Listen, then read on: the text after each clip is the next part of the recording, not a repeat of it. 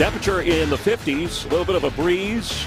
Cool here in Charlotte, North Carolina. Tampa Bay won the toss, deferred, so the Panthers will get the football first. And Cam Newton, who is offensive coordinator, said a little more of a swagger this week, not carrying all that weight on his shoulders in practice. Yeah, I think Greg Olsen has a chance to have a big day. I mean, you talk about the way Tampa plays defense. Those coverages should allow Greg Olsen to have a nice one. And then you look at him up front on the offensive line. They've got to play better. And playing better as an offensive line means more run blocking. If they can do that, this offensive line should be okay. Buccaneers try to win their 4th straight game. For the Carolina Panthers, they're trying to get a win, coming off a tough home loss against Peyton Manning and the Broncos. That's Amani Edwards out of Appalachian State, Boone, North Carolina, not too far from here. Back to return. Michael Kanan does the kickoffs for the Buccaneers. He's also the punter. And for Greg Schiano, special teams play big last week in a win over the San Diego Chargers on a block punted score. And an offense that we talked about has been outstanding, but that defense, amazing, Tim. I guess if you can't run it against the Bucs, you throw it, and that's where the yardage piles up. Yeah, and I'm curious to see how they hold up in terms of their pass defense. And they haven't been great at rushing the passer, not a whole bunch of numbers in sack production, but 321 yards a game they give up through the air. The Tampa Bay Buccaneers on the back end of that D. Week 11, Buccaneers Panthers underway. And Edwards juggles and brings it out. A return up across the 21-yard line before he's knocked back, and that's where that Panther offense that we showed you will hit the field. Meanwhile, for the Bucs, we talked about giving up only 80 yards on the ground. Gerald McCoy up front having a Pro Bowl season, even if all the stats and the numbers don't show it. You know, you turn on the tape, he is. But you know what? Roy Miller's an unsung hero, and their run defense all starts with those defensive tackles. Both of them playing great. With Levante David, the rookie linebacker out of Nebraska, all you can say is, wow, what a year he's had. And then back in the secondary, still led by the old dog, Rondé Barber. On first down, Cam Newton to throw, and does, and completes. Steve Smith, always want to get him the ball early, and he spins it with great delight. And look for this matchup to be one that's going to be tried to be exploited throughout the game. Steve Smith, only 1 touchdown. He has clearly been frustrated when you watch the games. But Eric Wright, who Tampa I know feels good, Chris, about putting him on him in coverage, is dealing with an Achilles. We'll see if that limits Eric Wright and his ability to defend Steve Smith, who can still absolutely fly and run. First and 10 for the Panthers. Incomplete in the same area for Steve Smith.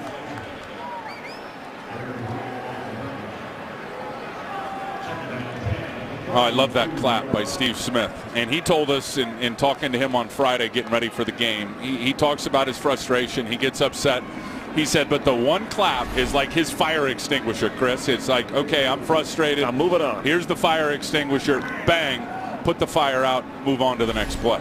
And that also helps Cam Newton in the huddle.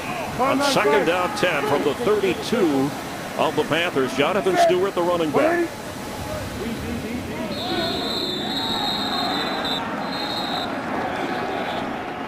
Call against the Panthers. False start. Number 88 offense. 5-yard penalty. Second down.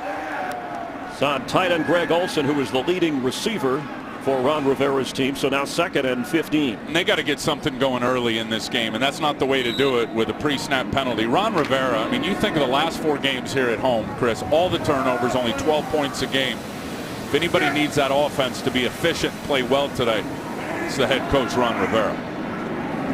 On 2nd and 15, it's Stewart. Trying to run against that Bucs defense, maybe to the 31-yard line. Panthers have not had a 100-yard rusher in more than a year. This is a team with Jonathan Stewart, DeAngelo Williams. In fact, Cam Newton comes into this game as the team's leading rusher. Yeah, that's shocking to me. I think if you go back and watch last week's game, they did try to get into more of the conventional runs, the I-back stuff, leading up with the fullback, and more of the traditional pieces of the run game. But it's unbelievable when you think of the caliber of those 2 backs that they haven't had a breakout game yet this year. So you get an incomplete pass, a penalty, and a short run. It is 3rd down and 10. The Buccaneers, 3rd best in the NFL, and taking the ball away right behind the Bears and Giants. Floated, and E.J. Biggers had a chance at the interception, but it was Gerald McCoy who worked his way into Cam Newton. Chris, he is having a fantastic season, and he comes from the defensive tackle spot, typically outside shade on the guard. And we know Carolina has struggled at the offensive guard position, and here he is locked up on Jeff Byers. And a good defensive lineman knows how to get the edge. Look at him use that left arm, swipe the hands down, get some movement by hitting that shoulder, get the edge, and force the errant throw from Cam Newton. Brad Nortman punting for Roscoe Parrish, who waves for the fair catch, standing at the 23-yard line of Tampa Bay. Opening possession stalls for the hometown Panthers. We do have a flag after a 45-yard punt and no return. Flag has been picked up. Let's see what Bill Levy says.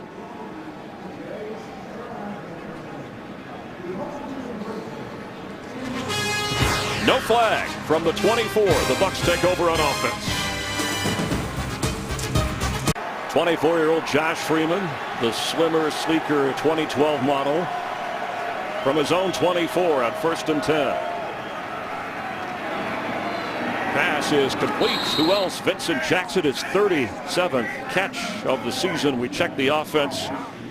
18 touchdowns, just 5 interceptions, protecting the ball and making big plays. It's been really good, and we talked about Doug Martin, what he's been, but those two receivers, Vincent Jackson and Mike Williams, both together, about 20 yards a catch when you average the two of them. Awesome. They've survived some offensive line injuries and have been able to hold it together, which has been surprising, losing Carl Nixon, Davin Joseph, maybe the best guard tandem in the NFL. Only one player on that line today drafted, Jeremy Zuta. The rest free agents. Yet incredible. They're doing the job. On 2nd and 2, Freeman has time, and incomplete for Eric Lorig, the fullback.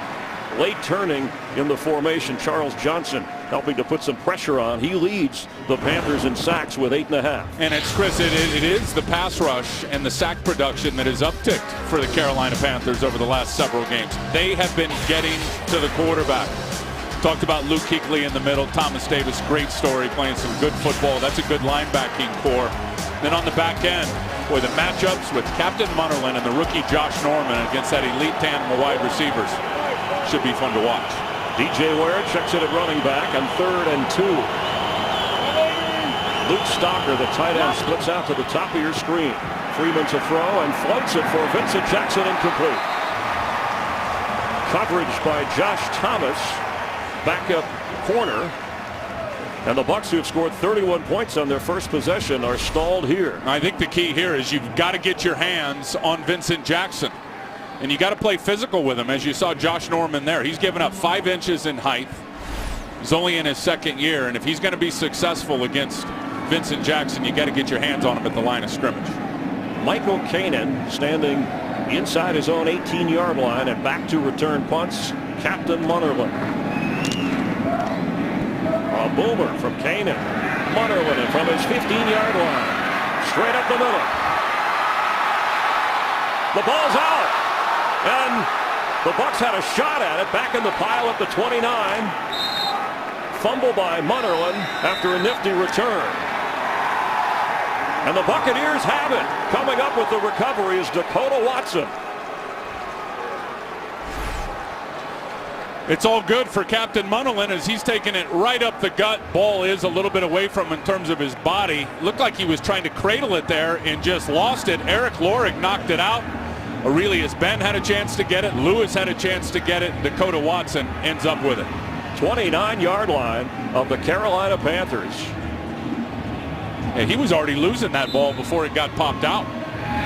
After a 17-yard return, but a terrific boot by Kanan of 53 yards. So they're now plus 12 in the takeaway giveaway ratio. The Buccaneers up, the Panthers negative, and it's a first down. Freeman to Doug Martin, who's met run away. Luke Kuechly, the team's top tackler, and as you mentioned, the top rookie tackler. In fact, he and Levante David are 3-4 in the NFL in tackles. Chad Greenway leads all tacklers, the Viking linebacker. It's obvious Luke Kuechly is right at home in the middle of that defense. Started the year as an outside linebacker. John Beeson got hurt. their middle backer. Luke Kuechly shuffles to the middle, and it suits his talents, Chris. Sideline to sideline player. Impressive rookie year. A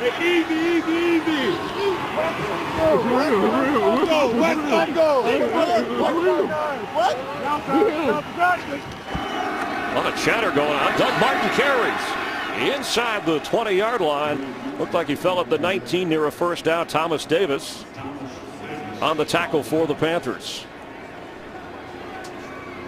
Doug Martin comes in averaging 5 yards a carry, 7 touchdowns. He is just short where they spotted it of the first down from Stockton, California. You can say he's right out of Stockton. In fact, he's in their Stockton Hall of Fame, the Sports Hall of Fame there. First round pick out of Boise State who has produced. On 3rd and 1.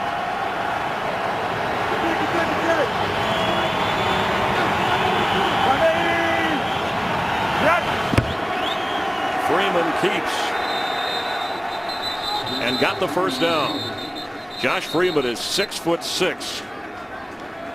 Hasn't been running as much as he has in the past, but he hasn't needed to. He is bursting with confidence when you turn on the tape. He really is. And I think we had him several weeks ago, and we all know Mike Sullivan, the offensive coordinator, comes from the New York Giants. And I said, this is supposed to look like the Giants offense. It's not even close. I got to tell you, I've watched the Giants over the last several weeks. Not only does it look like the Giants offense and what they do, it looks better than the Giants offense right now. And a big part of it, you got that guy right there, Josh Freeman, delivering the mail on time. It looks good. In his 4th season, leads the NFL in yards per attempt at 8.3 as Martin carries and is met hard, but at 5'9", 215, he just keeps powering forward. He reminds me of Ray Rice, and I know the comparisons have been made. The terrific running back for the Baltimore Ravens, who Greg Schiano coached at Rutgers. But watch the power here.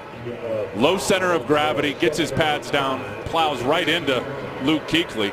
Wow, ejected him right out of the pile. He moves people.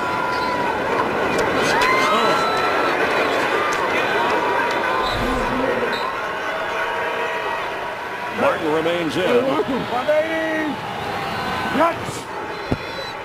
Freeman on the move. Slides at the 5 for a Tampa Bay first down, and a flag comes in late.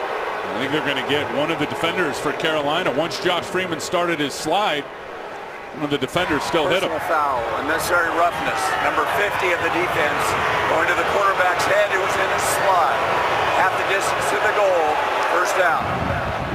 James Anderson called, and of course when a quarterback slides, it's an automatic give up. Defensive players have to be careful. That's right. And once he starts his slide, and the whole question is did he start his slide before the defender laid out to make a tackle?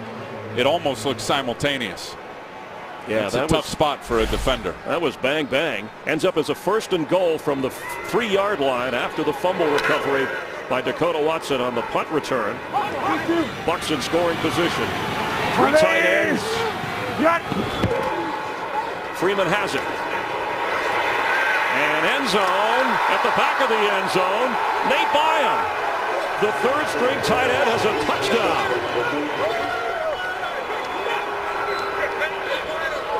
It looked at first as if Freeman was just trying to get rid of the football.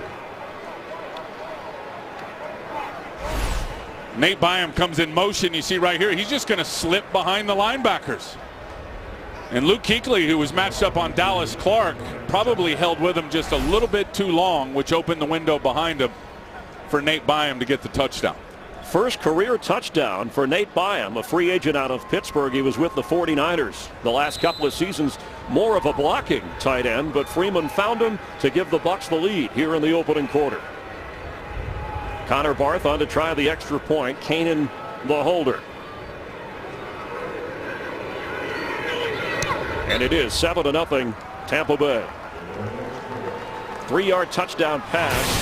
6 plays covering 29 yards. Freeman under pressure, but Tampa Bay has the lead. Tim Ryan, Chris Myers, there's Nate Byam, who caught his first career touchdown pass. Josh Freeman has thrown a touchdown pass in every game this season and in 13 consecutive going back to last year. 15 consecutive is the team record that Freeman owns.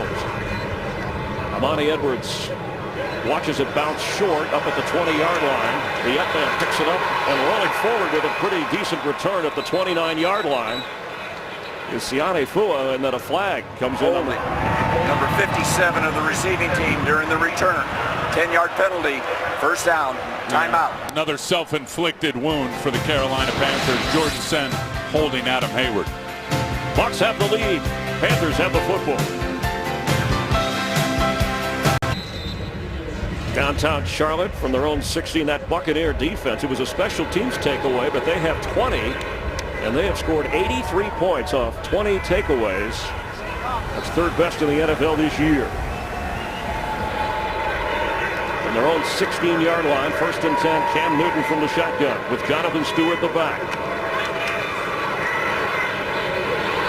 Way overthrown. Greg Olsen the target and incomplete. Let's get a game break. Check in with Los Angeles.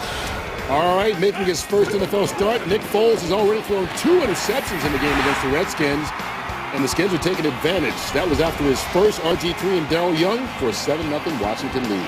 Chris and Tim. Thanks, Kurt. These Panthers defeated RG3 and the Redskins. The Buccaneers lost to Washington at home, but Cam Newton, after completing his first pass on the next 2, off target. 2nd and 10. Jonathan Stewart, and he'll have maybe a yard. It'll bring a 3rd and long. Levante David, who Rondé Barber called the best tackling linebacker he's ever seen, and that's a lot coming from Rondé Barber. What an incredible year for Levante David, who can absolutely run. I mean, that is his biggest asset. He started the season at about 230. There he is right in the middle, 54. Watch him make his read right there. Sees the fullback go over, is patient enough, puts his eyes on the running back. He is a great tackler, and I promise you, those splash plays, turnovers, takeaways, interceptions, sacks, they'll start to happen for Levante David, who's, Chris, playing at about 220 pounds now. On 3rd and 9. For the tight end, off Olsen's fingertips. Panthers just miss on a big play, or what could have been a big play. Now Cam Newton is 1 out of 5. I love the concept of little crossers. Here's Greg Olsen. He's going to go this way. There's the crossing route. Now he gets open. He's got a step on Mark Barron, and Cam Newton overthrows him by about 6 inches. Right off the fingertips. He had a big game last week. 9 catches and a couple of touchdowns against the Broncos. Roscoe Parrish back to receive. Taking his time. Brett Nordman. And it drops around the 46 and bounces upfield near the 47-yard line. The Buccaneers will have excellent field position. A 36-yard punt. Tampa's defense doing its job. Now its offense takes over with a 7-0 lead.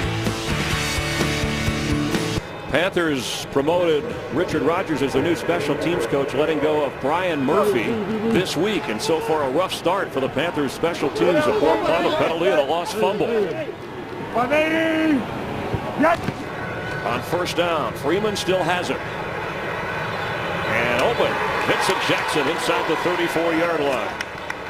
Came in averaging over 21 yards a catch. Voted a captain for the first time in his career as he arrives from San Diego as a big free agent for the Bucs. And he takes it serious, and he's matched up out here on a rookie in Josh Norman, and he reads the hips of Josh Norman. And as soon as he turns his hips and not wanting to get beat deep, the experienced eyes of Vincent Jackson knows what to do. He breaks it off to an out route. Freeman on time. Well done. Pickup of 19, so at the 33-yard line. Doug Martin the back. And gets the pitch. Falling forward for a yard or 2. Kuechly again on the tackle. Doug Martin, the only current player in the NFL with more than 800 yards rushing and more than 200 yards receiving. He's almost touched the ball 200 times for a guy 5'9", 215, a rookie. Some incredible numbers when you think about what he's done in this 5-game span. I mean, he's one of the best rookies ever in what he's been able to accomplish, and I think the most since '99 when Edgerrin James of Indianapolis had a great year. Boy, he was fun to talk to yesterday, too. Good dude. Likeable guy. 2nd and 10. The Panthers did a job on him. No gain on the last carry. He gets it again. Here comes a flag as he goes down to the 31-yard line. will check on the penalty. Well, that's going to be a hold on Jeremy Zuta. Neblett could not get off and disengage. Holding. Number 76 offense. 10-yard penalty. Repeat second down. Zuta, who played at Rutgers under Coach Greg Schiano. Yeah, he's at left guard right there, and he's going to end up holding 68 Andre Neblett, who can't get off the block, and that's right where the ball tries to go. As soon as he tried to disengage and shed the blocker, he got held, couldn't get to the ball carrier. Easy call for the official. And Greg Schiano said he's an unselfish player. He settled in at center, was starting to do well when we had injuries. We asked him to move, and he adjusted. 2nd and 20 after the penalty. From the 43 of Carolina. Little screen set up to Martin. And the Panthers do a good job. Luke Kuechly again. Looks like those two are attached at the hip. You talked about it when we opened the broadcast. 2 rookies having terrific seasons matching up. I'll tell you one thing about Kuechly that's gone unnoticed is he's become a big-time leader on this defense. I mean, he gets all the calls. He's the guy that's calling the defense, as you see there. But you love for your rookies to step up and be leaders, but you can't make them. This guy's a born leader, and I'm telling you, the other 10 guys on this defense follow that rookie, number 59. 3rd and 10. DJ Ware checks in at running back to help block for Freeman. Sideline pass. Incomplete. Intended for Mike Williams, who has often handled that back shoulder throw. Wasn't there. So it's going to be 4th down and a 51-yard field goal try for Connor Barth, who went to college at North Carolina, has a lot of family and friends in the area. In fact, he has a brother kicking for the Tar Heels. He said it's been 9 years of the Barth family kicking for North Carolina, and he's trying to do it for the Buccaneers. 15 out of 19 this year. He's made a 57-yarder. That was at home against the Redskins.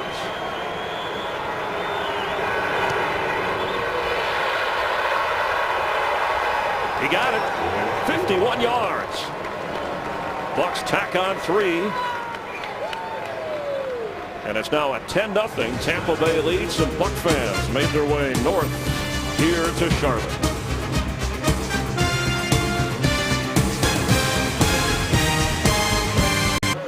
Josh Freeman, his 19th touchdown pass of the year, and then the 51-yard field goal. Mike Sullivan, his offensive coordinator, going over things. It's 10-0 Tampa Bay as Michael Kanan gets ready to kick off. The crowd quiet here in Charlotte. Amani Edwards will bring it out. And lands at the 20-yard line, where the Panthers take over on offense. Hey, this December, the UFC back on Fox. Lightweight champion Benson Henderson goes up against top contender Nate Diaz, highlighting a full night of 4 epic bouts. Coverage of UFC on Fox 5 begins Saturday, December the 8th at 8 Eastern, 5 Pacific. UFC on Fox. D'Angelo Williams checks in at running back to try and get Cam Newton and this offense going. Crowd waiting to erupt. D'Angelo gets it. He'll lose a yard, maybe 2, as Mason Foster, little linebacker, came in and made the tackle. You said they wanted to commit to the run, talking to Ron Well, they're going to Rivera, commit to it. But they're behind 10-0. But you got to be patient, and there's still a lot of football left to be played for sure. I'll tell you, Tampa, they stunt their front a lot, which means they take their small defensive ends, they crash them down inside, and they count for the linebackers to fill over the top. That can be great, but they can also get hit for big gashes. So Carolina will stay committed to the run, hoping to hit a big one. And there is the commitment with D'Angelo Williams. Met hard, knocked down around the 24-yard line. It'll bring up a 3rd down. Buccaneers have a 10-0 lead here. The Arizona Cardinals are leading 10-0 in Atlanta. Those of you who are following the NFC South closely, the Saints play later in the day out in Oakland. There's Ron Rivera. Already had a change in the front office and special teams. And at 8-17 in his 2nd year, you wonder. 29 years of football for Ron Rivera. He said by far this has been the most frustrating time of his career this season, 2012, with Carolina. 6 defensive backs in for Tampa Bay on 3rd and 6. And open and hauled in. Steve Smith with a 1st down at the 40. There's a flag down back at the 15-yard line. Well, Michael Bennett was in a nice rush. Ill use of the hands to the face. Number 63 offense. 10-yard penalty. Repeat third down. The center, Jeff Hangartner, who of course had to step in when Ryan Palil was injured. And that's part of the frustration of Ron Rivera. We saw some big plays last week called back. Here's Hangartner right in the middle. And again, self-destruction. And it's Michael Bennett, the guy I told you is having a good rush. Hangartner gets his hands right up in his grill. I mean, if you do that as a lineman, you can initially touch the mask, but you got to release it right away and get your hands back down inside. Hangartner held on to it the whole way, right in front of Bill Levy. And a big play now nullified with a penalty for Carolina. So now it's 3rd and 16. They bring in 3 wide receivers.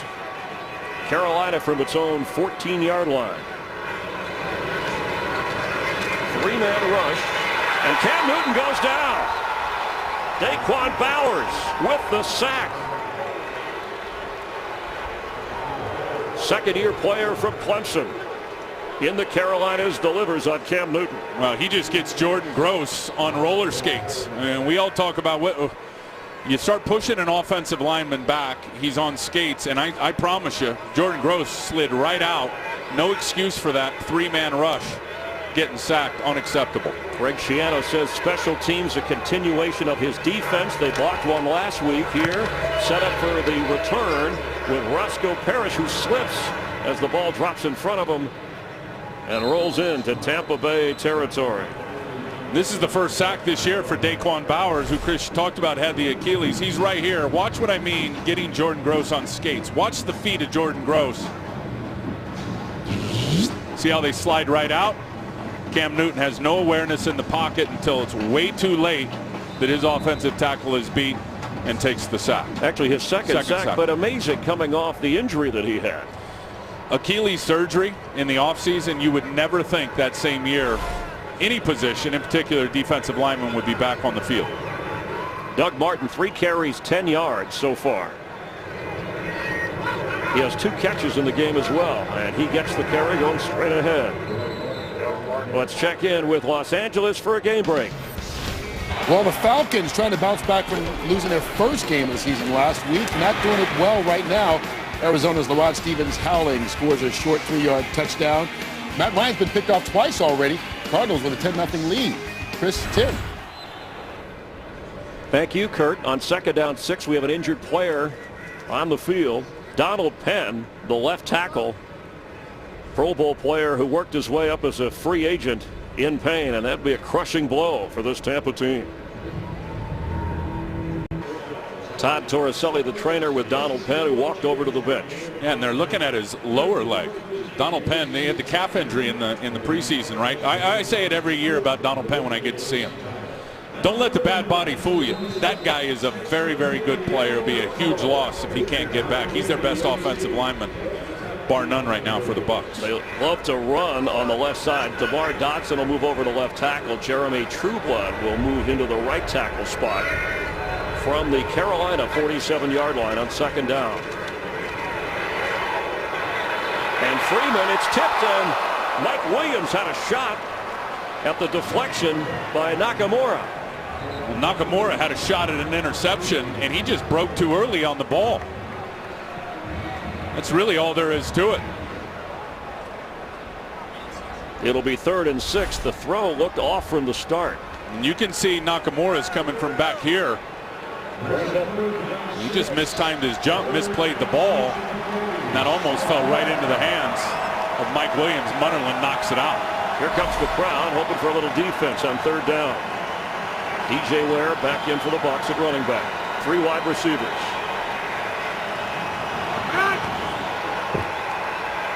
Pressure coming, and Ware with the reception will get a first down inside the 32-yard line of Carolina. Poor tackling by the Panthers, and there's another player, in fact 2 Carolina players injured back at the 42-yard line of Tampa Bay. Their 2 best pass rushers, Greg Hardy and Charles Johnson. I mean, these cats together, this defensive line has been the best in the league in terms of sack volume for the defensive linemen, and that's their 2 best. This is DJ Ware picking up 15 yards and giving the Buccaneers a 1st and 10, but the pressure, they were coming after Josh Freeman. Impressive, Josh Freeman seeing the blitz out to his right. He'll look to his right. He'll see the pressure coming. Thomas Davis is coming here. Now Charles Johnson's going to come unblocked. Quarterback's got to take care of the guy that's unblocked. That's his guy to beat. He's got to beat him with a quick decision, and his arm unloads it to Ware, who just pile drives Luke Kuechly. And then here's the collision by the two defensive players. Charles Johnson hits Greg Hardy low, and then Greg Hardy rolls over the top of him. Talking about a 290 and a 295-pound defensive lineman tumbling backward. And we will step aside as the medical staff checks on Greg Hardy and Charles Johnson.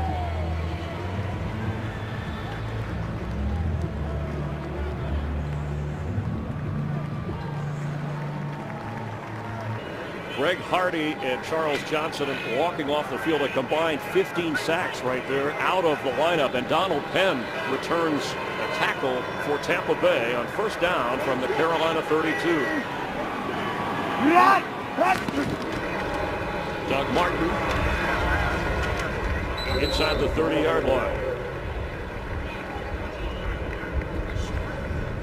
Nate Chandler and Frank Alexander coming in for the injured Hardy and Johnson. Well, and Frank Alexander's played quite a bit. Their fourth-round pick there, number 90. So not a huge drop-off there, but Charles Johnson's their best player, and the way they were a defensive lineman, and the way they were taking him off the field, the trainer holding his arm, you don't want to speculate, but it looked like some type of a head injury, and just kind of helping Charles Johnson keep his balance, Chris, walking off the field. There's a defense without Antoine Applewhite, out with a hamstring. John Beeson and Chris Gamble injured earlier in the year. Quick pass is tipped away from Vincent Jackson, and it'll bring up 3rd and 8. A rough start for the Panthers. Josh Freeman of the Bucs trying to keep things going, coming in with 3 straight wins, but Charles Johnson not there to put pressure on Freeman. They don't give up a lot of sacks anyway, the Buccaneers. It was surprising to me when you think through 9 games and all the throws. 13 sacks only with an offensive line that's been ravaged by key injuries. On 3rd and 8 from the 30.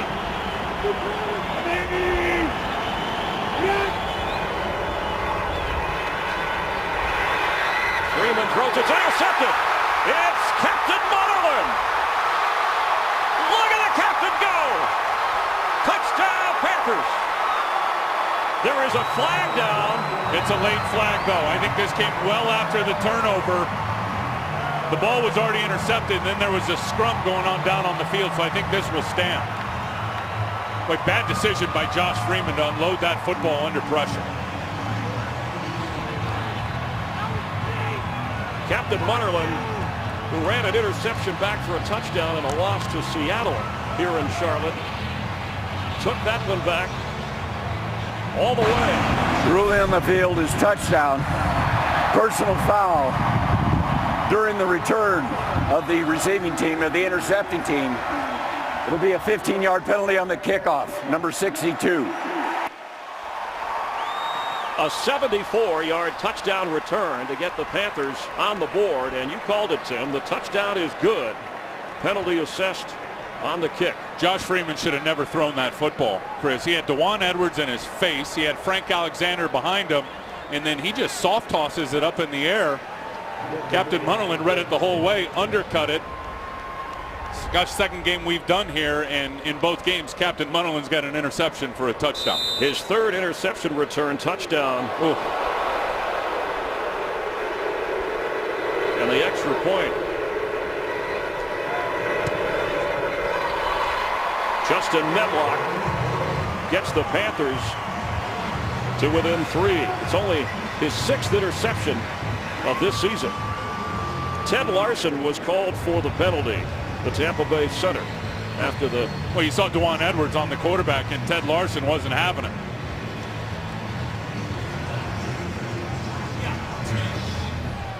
And here you're going to see why Ted Larson gets upset. There's Dewan Edwards, who falls on top of Josh Freeman. Now he's staying on him.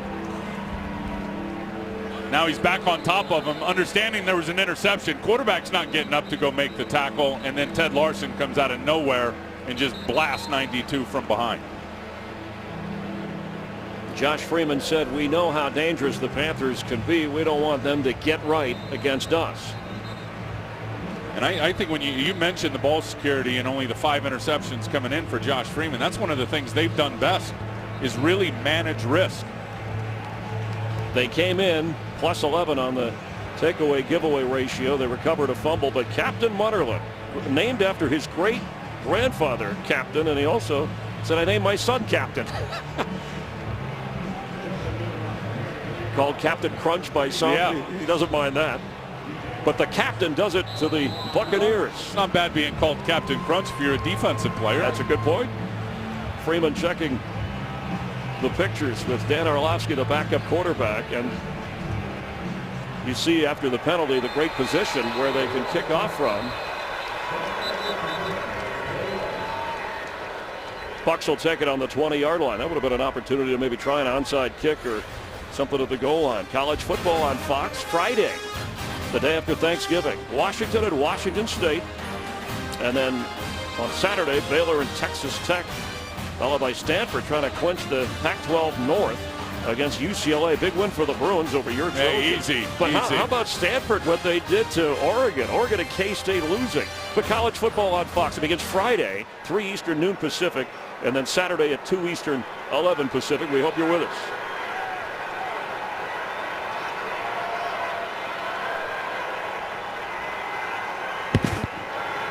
Doug Martin carries, and there he goes. His best run of the day up near the 40-yard line before Nakamura knocks him down as the clock runs to wind up the first quarter. A turnover on a punt return allowed the Bucs to go in for a touchdown. Freeman a touchdown pass, a field goal by Connor Barth, but then the interception run back by Captain Munnerlyn gets Carolina within 3. Why did Carolina need that? Doug Martin in that run game, there's a 9-man box. If you can run against a 9-man box and all those defenders for Carolina, you can run against anybody.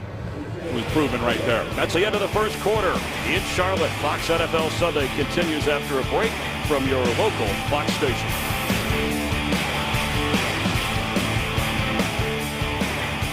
Along with Tim Ryan, Chris Myers, the NFL on Fox to start the second quarter. Bucs with a first down from their own 40, leading by 3.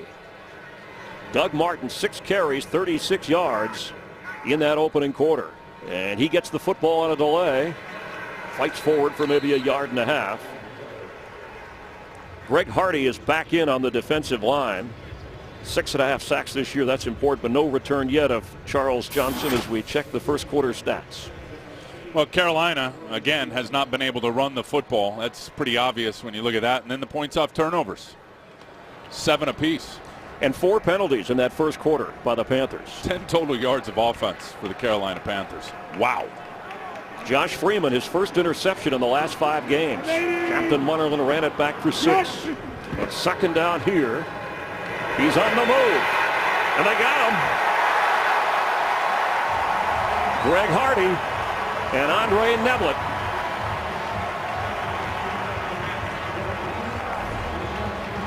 Watch Ted Larson, who is late on coming off on Greg Hardy.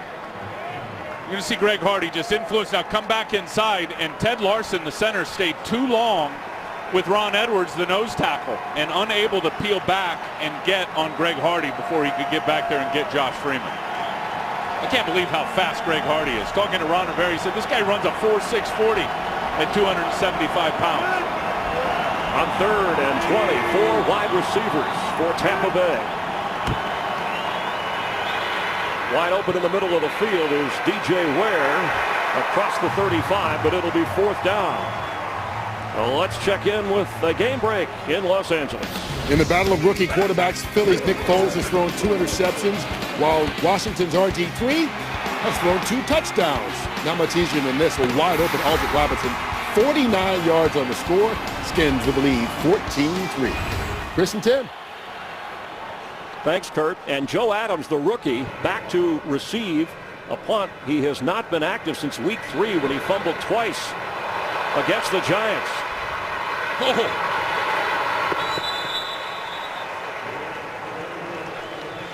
And the rookie from Arkansas, drafted in the 4th round, does his part with a 15-yard punt return.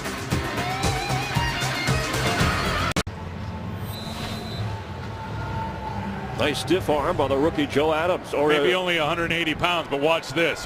Whap! Giving up 70 pounds to Eric Lorig. Just juices him right to the ground. 23-yard line, first down. Jonathan Stewart has room.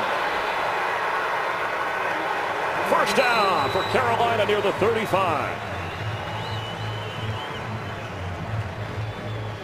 Momentum shift after the Munnerlyn interception helps the offense. Yeah, and they got to keep it going. And it's a cutback. It's going to start left, and then it's going to end up going right for Jonathan Stewart. It's a nice block from Greg Olsen there at tight end, but they've got to keep this momentum. I mean, clearly the defense was fueled by that interception for a touchdown. Let's see if the offense can keep the momentum going on their side. Best gain of the day, a run of 11 yards. So now from the 34-yard line, Cam has the football and sets up a screen to Stewart. And there's room for Stewart to run. All the way down near the Tampa Bay 35.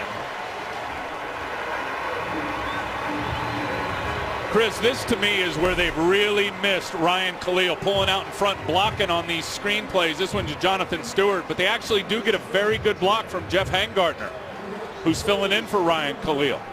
And I promise you, we watched all their screens last week on tape. Hangartner never got out there and blocked anybody.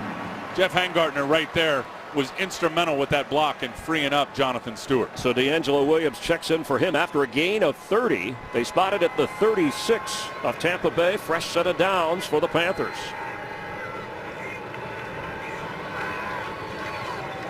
Cam has it, and Newton is running. Puts a move on. It goes down at the 30-yard line. Well, I like the fact that Cam just made a quick decision that he was going to run. I mean, he's been holding the ball too long as a thrower and really too long to decide whether or not he's going to be a runner. That time he put his back foot in the ground, saw that the coverage had his wide receivers covered up, and he just ran and ended up picking up some nice yards. No huddle. They go right to the line, and D'Angelo Williams carries after two very productive runs. Cam Newton came in averaging 5.5 yards a carry. He scored 4 touchdowns on the ground this year. But that 1-2 punch of Stewart and Williams, and you can even throw in Mike Tolbert, the pickup from San Diego, who has a couple of touchdowns this year and 14 catches. From the 27-yard line of Tampa Bay, it's 3rd and 2, Carolina. Boy, they have just fed and been infused off of that turnover by Captain Munnerlyn. This whole team, they look different here in the second quarter.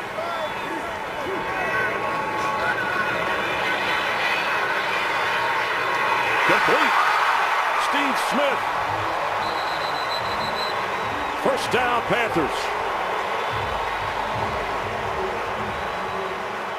His second catch of the game. Remember, he had a long one called back by penalty. Great vision by Cam Newton. He's going to feel the blitz coming. He's going to roll to his right. Now he knows he's got Steve Smith on a shallow crossing route and delivered that one beautiful in terms of the accuracy off the run.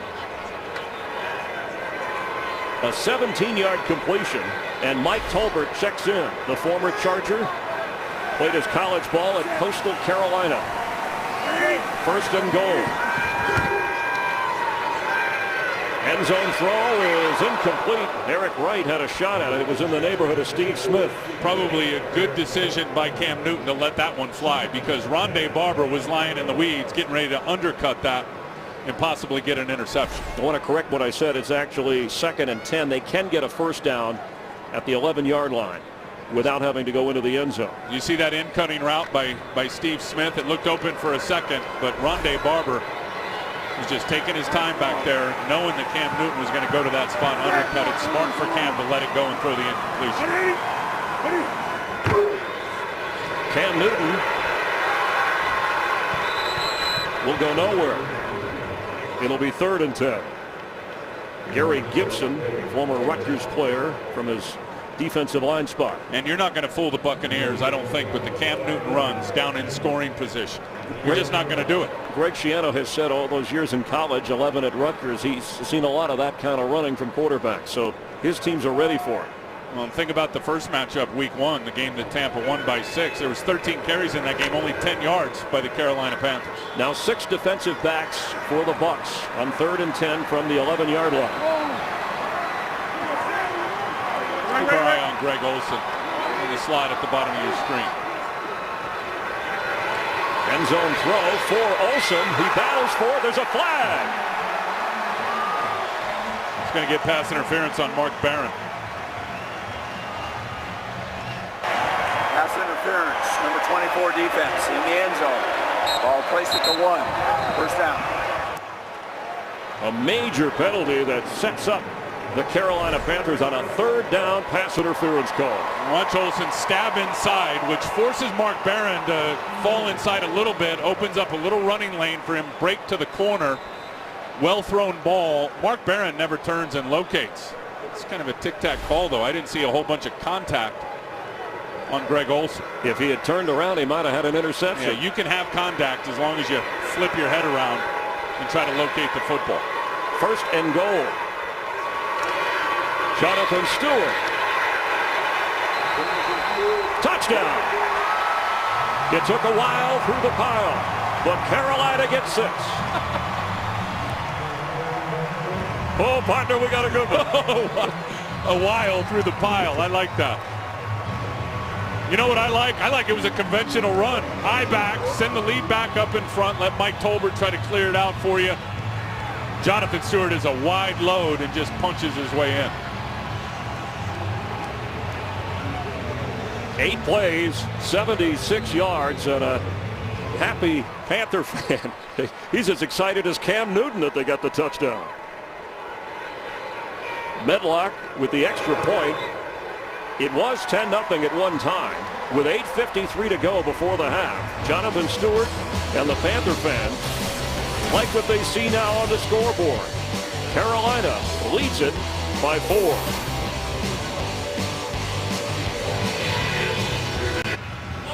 Tim Ryan, Chris Myers here, and Jonathan Stewart with a 77-yard drive capped off by his touchdown run to give the Panthers the lead. And it started in early part of the drive with a big run. Watch Jordan Gross root out the defensive lineman.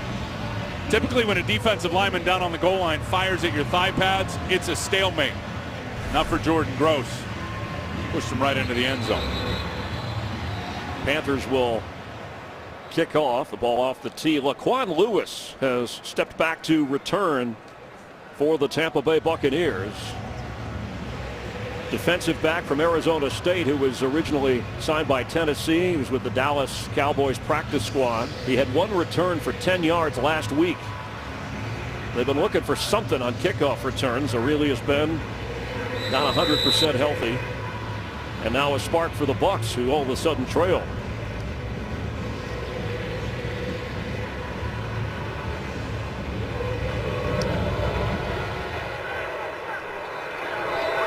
Lewis is bringing it out. He's got straight line speed. That's what they like about him playing on defense as well. He gets up across the 27-yard line where the Tampa Bay offense will take over, trailing by 4. We welcome you back to the Tar Heel State home office of NASCAR and the NFL on Fox. First down from their own 28-yard line. You're such a motorhead. Charles Johnson. Can't help yourself. Charles Johnson remains in the locker room being evaluated, but Greg Hardy has returned on that defensive line and since had a sack for the Panthers. Freeman going deep.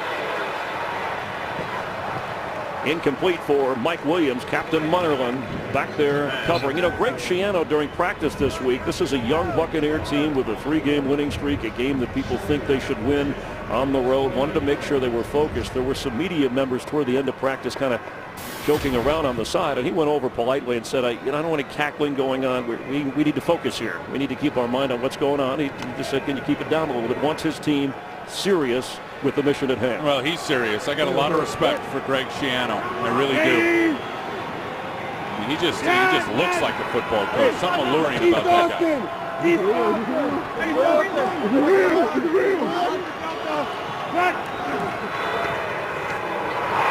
Tipped away.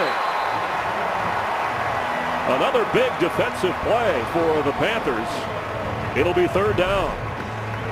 Well, Charles Godfrey, here he is, and Josh Freeman's doing a lot of gyrations, changing things at the line of scrimmage. Does not change what Godfrey's doing, and really good awareness, knowing that that tight end was going to run the quick out, the nice adjustment for the quarterback with the free runner coming. Godfrey gets his hands up, gets a big pass breakup. This team's been totally different since Captain Munnerlyn got that interception for a touchdown. On third down, an underhanded flip to DJ Ware, and that goes nowhere. And there's Luke Kuechly again. Frank Alexander, the left defensive end, is going to go back and watch this and go, why didn't I just keep going? I would have had a sack on Josh Freeman. You're going to see right here from the number 90. Watch him just stop. Oh, how about Freeman gets him up in the air, and then the underhand spiral. That's the beauty of it.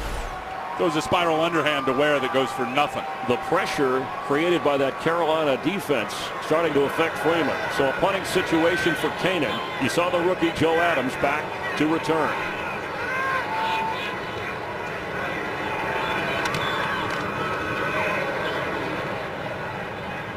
Adams watches it and stays away. He needs to get away. That's what cost him playing time when he had 2 fumbles in that game against the Giants.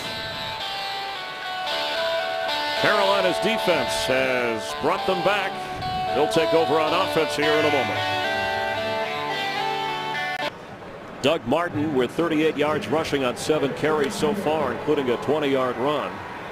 Panthers from their own 32 on 1st and 10. D'Angelo Williams in the backfield. Cam Newton from the pocket is on the move. Gets a block and goes out of bounds across the 36-37 yard line. You know, a lot's been talked about as Greg Olsen is a very good receiving tight end. And I thought it was a terrific trade getting him down here from Chicago. But where his game is developed, Chris, is as a blocker. And not only in the run game, and we know the running stuff hasn't been good, but when they keep him in for protection, that guy's been a huge part of trying to keep Cam Newton on his feet, and he was on that last play. After a 5-yard pickup, 2nd down. 3 receivers in. Williams the back. Cam Newton keeps it and has a 1st down running into Eric Wright.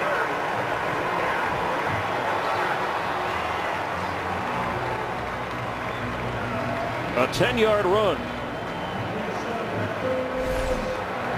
Right off to the left side, Cam Newton is going to turn, and he's faking it to D'Angelo Williams that way, which is a little wrinkle to their run game. Most of the time that replay for Cam, the running backs go in the opposite direction, and then he goes the opposite way of the running back. That time they both had the flow going together. Had Tampa Bay confused a little bit in where they fit in terms of their run defenders.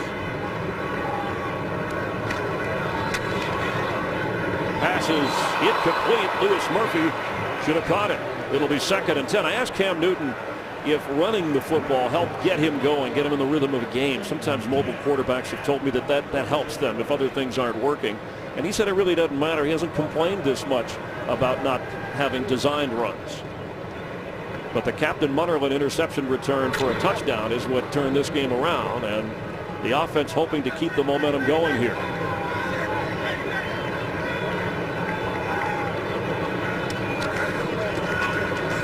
And that won't do it. Oh, Lavonte David in on the tackle of Jonathan Stewart. Top tackler on the team, 4th in tackles in the NFL, the rookie draft pick from Nebraska. Couple things to watch. Watch Roy Miller with the penetration and then the speed that we talked about with Lavonte David. I mean, Roy Miller eats up 2 blockers, and now you got your power inside and then your speed outside with Lavonte David. You never want to say he's Derek Brooks or even close, because Derek's going to the Hall of Fame, but I'll tell you what, they got some nice building blocks up front at the linebacker position and at the secondary with some future stars in Tampa. On 3rd and 13. Cam Newton with room to run, but can he get the first? He puts a move on down to the 40 of Tampa Bay. Oh, he's got the 1st down thing going. There is an injured Buccaneer back at the 30-yard line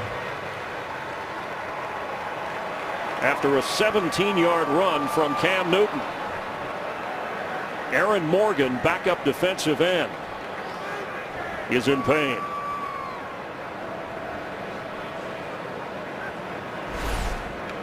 Here's the run by Cam Newton, and just watch the defensive linemen separate and create a nice running lane for Cam Newton right there. As soon as Daniel Nassime stepped outside, Cam Newton saw the vacancy and the open lane, and then he shakes down the safety in the open field, throwing a move from about 10 yards away. Bam, bam, bam. Barron right to the ground. Rob Chudzinski, the offensive coordinator, as we mentioned, said that this week in practice there was a little more of the swagger and the confidence back. Instead, he wasn't walking around with his head down like he was carrying 1,000 pounds of weight. That's the kind of thing that gets Cam fired up.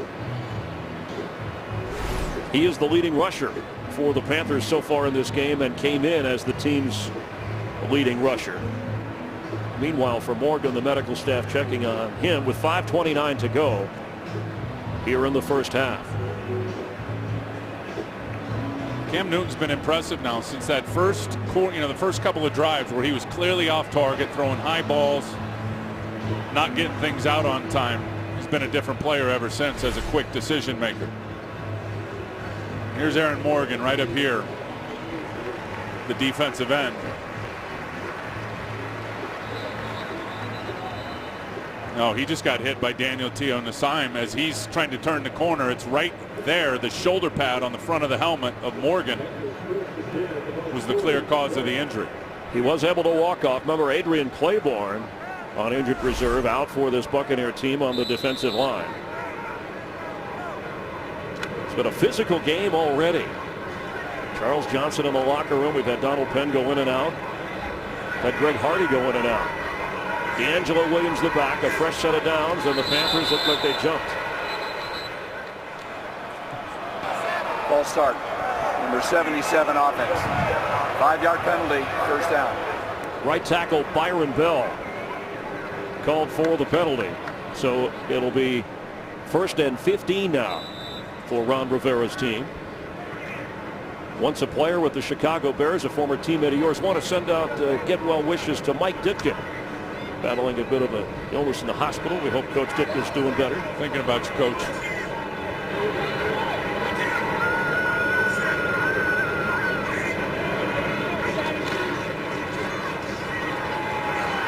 Greg Olsen. He has it.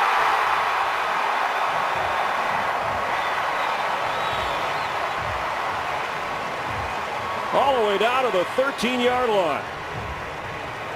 And it looked like they had some form of a double coverage on him, and he just runs right by it. You got Levante David on the inside, Barron on the outside. Greg Olsen's not having any of it. Look at him run right through the middle of them. Enough protection for Cam Newton to make a very nice throw to Greg Olsen, who's had a nice game here so far. His first catch of the game, a 32-yard gain. So 1st and 10 with D'Angelo Williams the back. Panthers are knocking on the door. Williams spins down to the 7-yard line. Gerald McCoy maybe kept him from getting down to the goal line. And now you can see the Panthers being patient with that running game.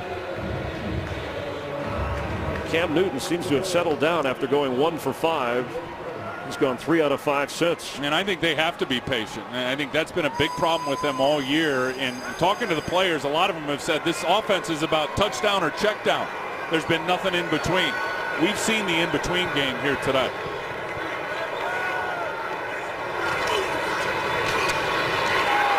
An excellent tackle made on Cam Newton. He didn't fool Michael Bennett. I'll tell you what Ron Rivera told me about Cam Newton running this read zone play is he's got, and I said it, be a quicker decision maker.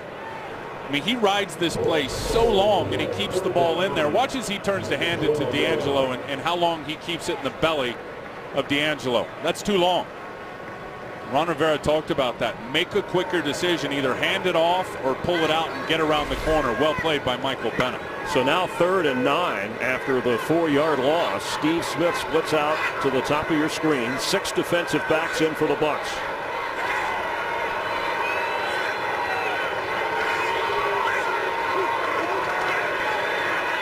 In the area of Steve Smith, who pushed off and got a touchdown. Here comes a flag.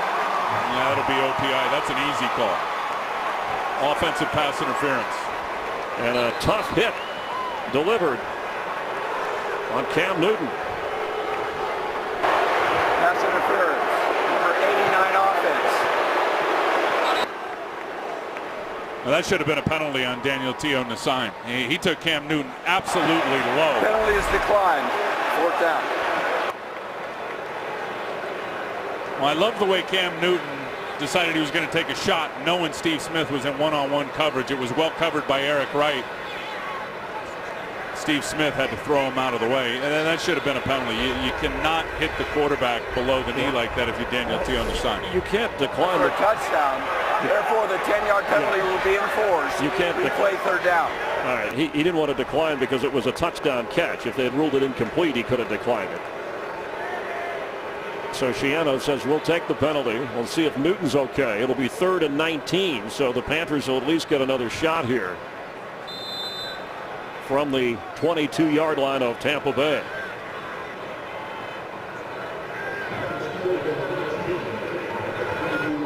I would think why that penalty wasn't called on Nassim is that he was being blocked into Cam Newton would be the only deciding factor of why they would not have thrown the flag on the roughing of the quarterback. That's the way it appeared. And the Panthers are going to use a timeout. Carolina with a timeout, so they will have 2 remaining. Tampa Bay has all 3 of its timeouts remaining in this first half, where Tampa Bay had a 10-0 lead. A rare interception by Josh Freeman. And it changed things around. Tim Wright, Chris Myers, hope you're enjoying the NFL on Fox. A lot more competitive game, I think, than some people thought, given how Carolina, with a 2-7 record, was playing with the Bucs coming in with a 3-game winning streak. Well, I think this is a big game for Tampa for sure, winning 4 of their last 5 games. But I'm not convinced, Chris, that their fan base really totally believes in them yet. I think they're cautiously optimistic. But this, to me, is a real identifier in terms of what this team really is. They're expected to win. And I'm not so sure that if it doesn't happen today, and we got a lot of football left, you'll see those fans continue to stay with the energy and the excitement of this 2012 Buccaneer football team and what their real expectations are. Checking on Steve Smith, shaken up. We saw Derek Anderson getting loose just in case the hit on Cam Newton causes further problems. Now 3rd and 19. Here's Newton. End zone, near there, and a little bit short for Amani Edwards. Boy, he had him too. Just a little late on the decision for Cam Newton to throw that to Amani Edwards on the corner route. He looks like he's in pain. He's not moving as smoothly as he usually moves. A 40-yard field goal try for Justin Medlock.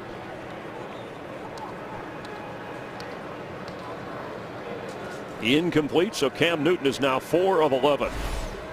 Medlock 7 out of 9 in a game against the Chicago Bears, where he kicked 5 field goals.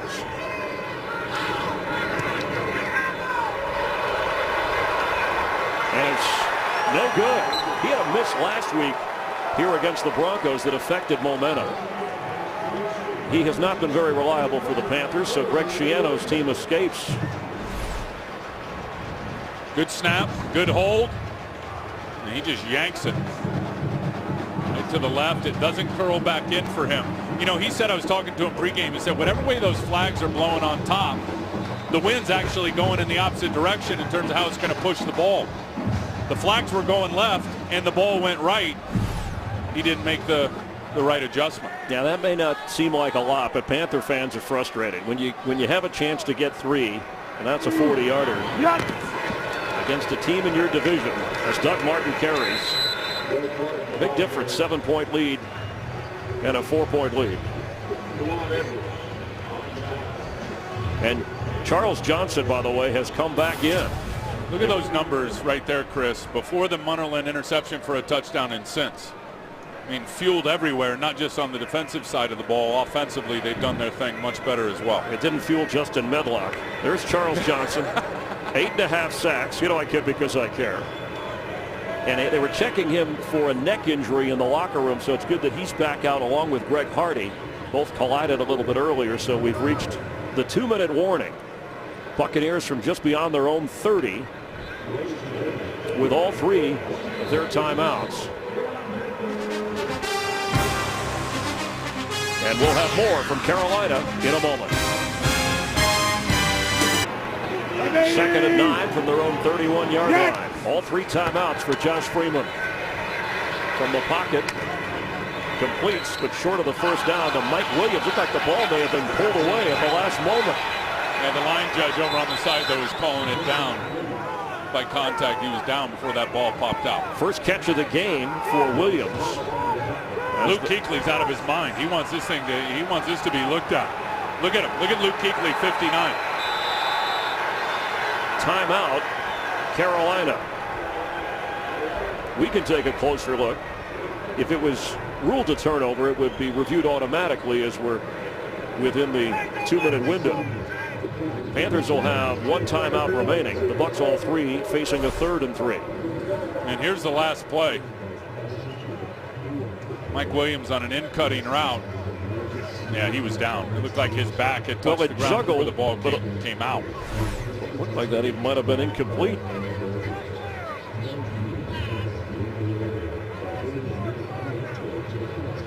So it's automatically reviewed, ruled a catch, even though Carolina called the timeout for their own purposes. That's what Ron Rivera's going over with the officials here. It was a smart timeout, and give them a chance if they want to review it upstairs. Give them more time to think about it here in the last 2 minutes.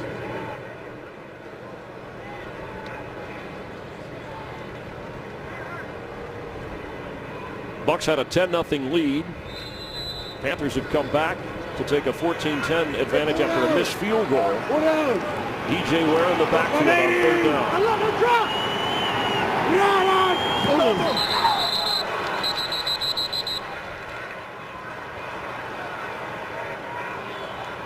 Encroachment, number 76 defense, 5-yard penalty results in a first down. Greg Hardy called for the penalty, so it is 1st and 10. And marking the ball off across the 42-yard line. Tampa's got to get something going positive here before the half and kind of recapture some of that momentum, Chris, that they have clearly lost since about midway through the first quarter. Remember, they come out in the second half and they will get the football offensively. Freeman hit as he released the football and incomplete. That's Charles Johnson right away. That's Charles Johnson getting the hit on Josh Freeman. Trying to deliver some pain to Josh Freeman. They came in, the Bucs, averaging 29 points a game, and so far only 10 on the board. Watch Charles Johnson come back inside right there. Josh Freeman, who's done a marvelous job over the last 5 games of stepping up in the pocket. We've got Frank Alexander on one side, and Charles Johnson coming underneath to force the errant throw. So now 2nd and 10 from the 42, a minute 29 remaining in the half. There's some movement and another flag.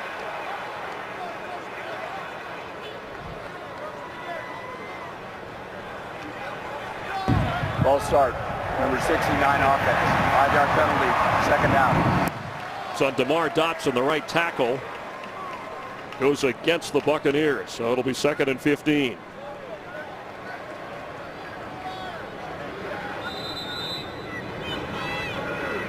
Josh Freeman, 9 out of 18. He's got a touchdown toss and an interception in this game. Under pressure again, and that goes nowhere to Doug Martin. Short of the 40-yard line, Greg Hardy back in a little bit of a coverage role. And the Bucs are going to use a timeout. They will have 2 remaining. Some interesting games going on around the National Football League today. Let's check in with Kurt Menefee. Coming up on the Visa Halftime, these guys will be more than just eye candy as we get you caught up on all the action around the NFL, including the Cowboys trying to continue their turnaround as they host the Browns, and the Jets, well, they'll try and end a tumultuous week by beating the Rams. We'll find out on the Visa Halftime. Thanks, Kurt. They're actually focused. They watch. I sat back there with them. They have a board with all the games on, and they have a place called the Avocado Room where all the big shots hang out and enjoy the games. But you can zero in on whatever game you want. Do they let Terry in that room? I think they keep a close watch on Terry all afternoon. Love that guy. On 3rd and 12. With this pass rush for Carolina, they have taken this game over in terms of the hits and the pressure on Josh Freeman.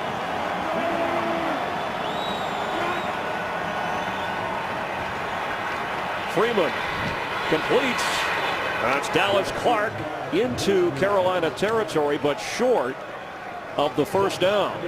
Decision time for Greg Schiano, and he uses a timeout Tampa Bay has one remaining. Just over a minute. In fact, officially, a minute 9 to play. This is going to be a tough decision for Greg Schiano, because if you don't get it and Carolina has all their timeouts left, they're in a good position right around near midfield. There's offensive coordinator Mike Sullivan, former assistant quarterback coach with the Giants, and Eli Manning in New York. Now, what would you do here, given that you're trailing by 4? I'd punt it. I would punt it. Just because, and you don't have the momentum going in, and it would get a lot worse if you don't get this, and Carolina gets it with their 3 timeouts and can somehow move the ball down the field in the last minute and get more points. Connor Barth hit a 51-yarder today, field goal kicker. In fact, he has 10 career kicks of 50 yards or more that he's made. Right now it's 65 plus. I talked to him before the game. He said in this direction he can get one 55. They're going on 4th down.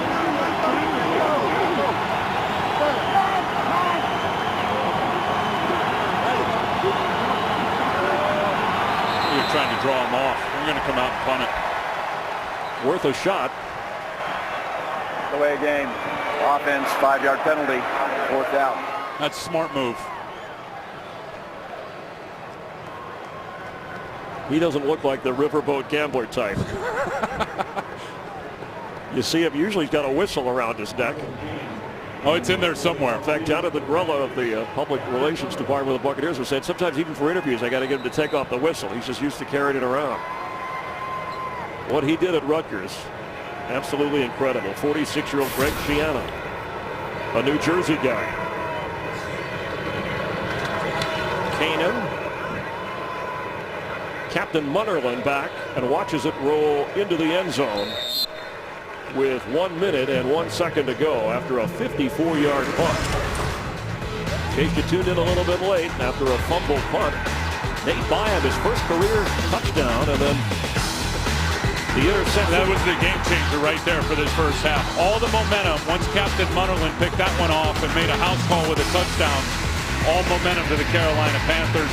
And then a very nice drive, a couple good runs by Jonathan Stewart. Big 3rd down conversion from Cam Newton to Steve Smith.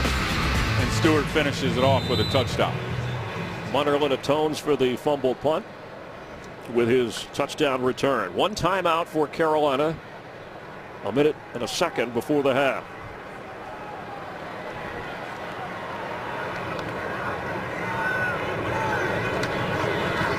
Cam Newton on the run. Throws it out of bounds. Lewis Murphy was in the neighborhood. It'll be 2nd and 10. Got to be careful here in terms of using up the clock so that you don't have to punt from deep in your own territory, especially given the Buccaneers' punt pressure. Last week they blocked one, got a touchdown out of it against the Chargers. Adam Hayward stepping in at linebacker today for Quincy Black, who went on injured reserve with a pinched nerve in his neck last week in that victory by the Bucs over the Chargers.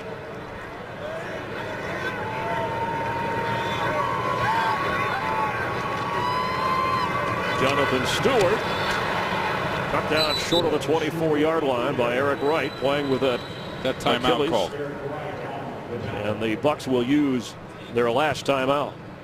46 seconds to play. Tim Ryan, Chris Myers enjoying the NFL on Fox as we do every Sunday on Thanksgiving, Turkey Day. Oh, it's a good rivalry no matter what you see in the standings. Redskins and the Cowboys from Texas. Troy Aikman, Joe Buck, Pam Oliver, Aaron Andrews on the call for that one. Cleveland, the Browns are leading Dallas at the half, 13-0 today. Meanwhile, the Redskins lead 17-3 over the Eagles in the 3rd quarter. Cowboys. Oh, that'll be fun to watch. Playoff hopes hanging in the balance. Well, I'll tell you what, they got a 3-game homestand here now. It seems like they're laying an egg early against the Cleveland Browns, down 13-0. But with the Giants losing a couple in a row, Dallas wins today. Be right back in this thing in terms of the playoff picture. Jonathan Stewart carries, gets a first down. Up across the 35-yard line. Now they got to call their timeout. That is the Panthers' last timeout of the half. 40 seconds to go.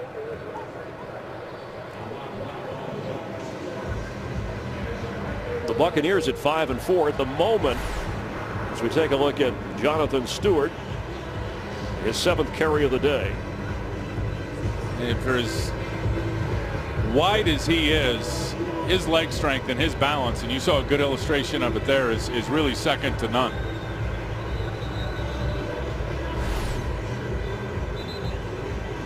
Steve Smith had gone into the locker room, but back out on the field.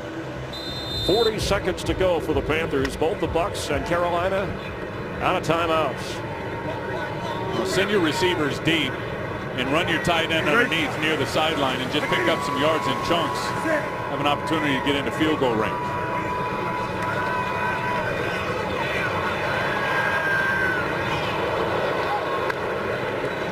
There were 5 or 6 Buccaneers and no Panthers in the neighborhood. I think Cam Newton, it doesn't look good because here's Greg Olsen and he's going to come right here to the middle of the field. But Cam Newton, knowing he's in the middle of the field with no timeouts left here at the last second, just unloads it over everybody. Not just his receiver. There was 3 Tampa defenders sitting right there as well. If he'd have completed that ball underneath, no first down, that clock would have kept ticking. 35 seconds remain on 2nd down.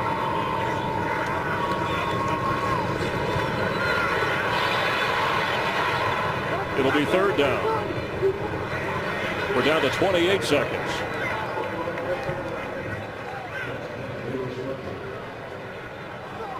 Justin Medlock, who missed a 40-yard field goal try earlier in this game, played in the Canadian Football League for 3 years. He did have a 57-yarder his career long there. But they got to cover a lot of ground. Some 30-40 yards to even give him a chance before the half. And this is 3rd down. So if you don't get it here, you know what? You may just want to run it out. Run it out. And Tampa's got 19 interceptions on the year.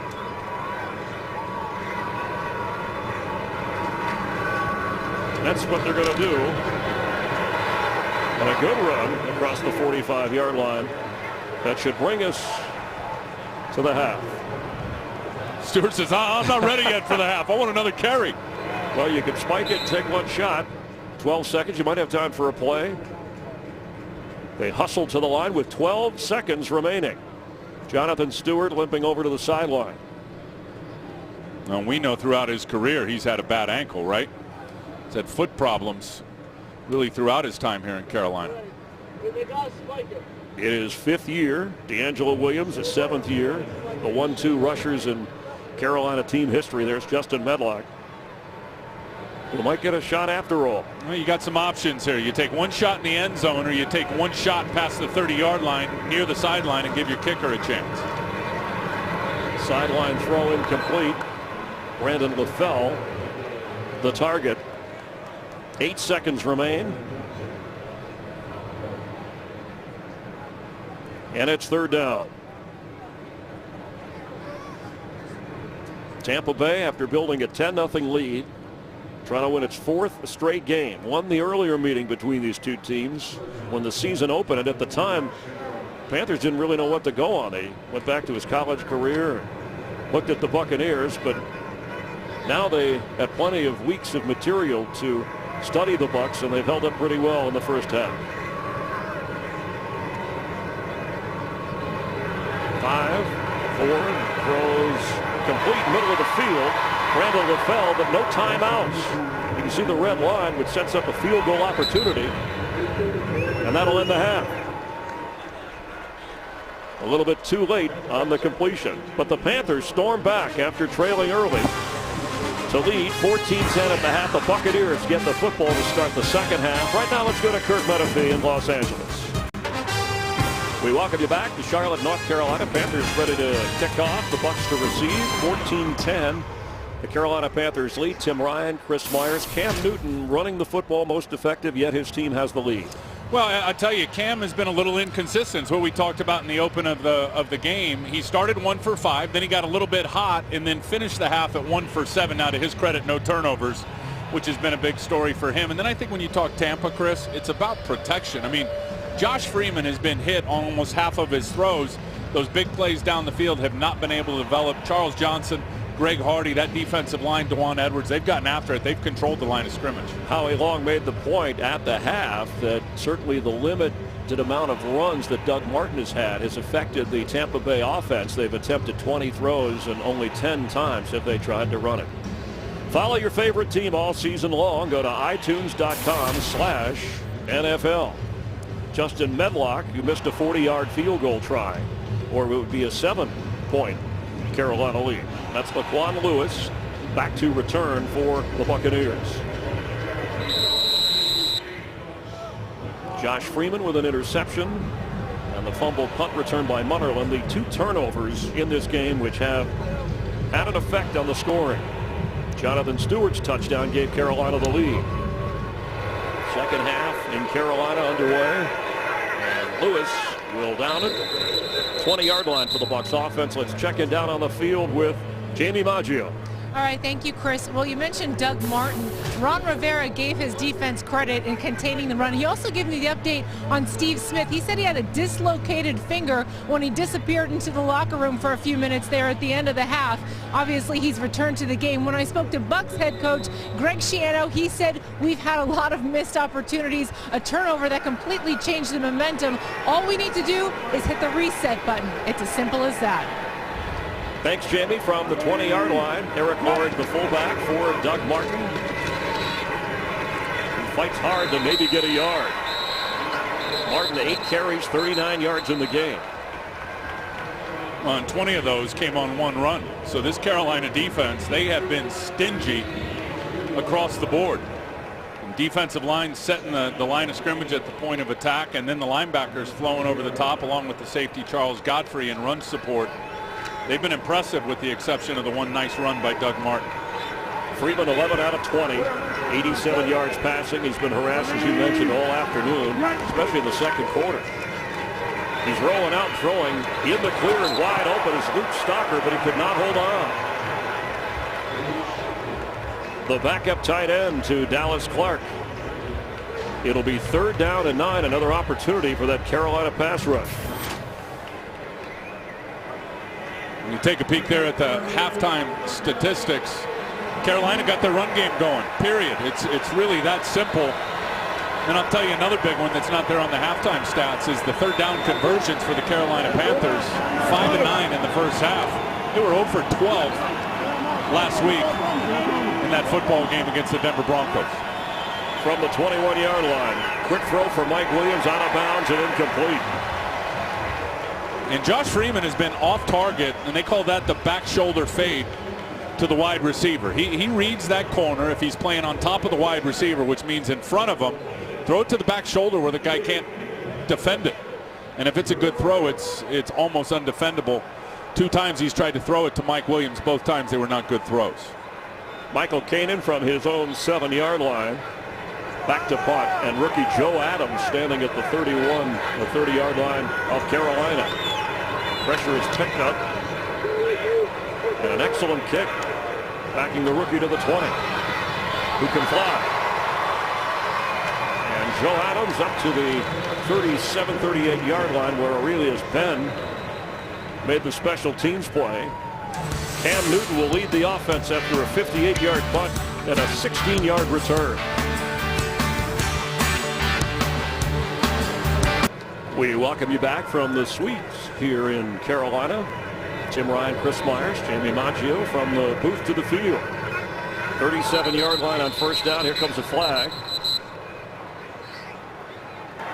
False start, number 88, offense. 5-yard penalty, 1st down.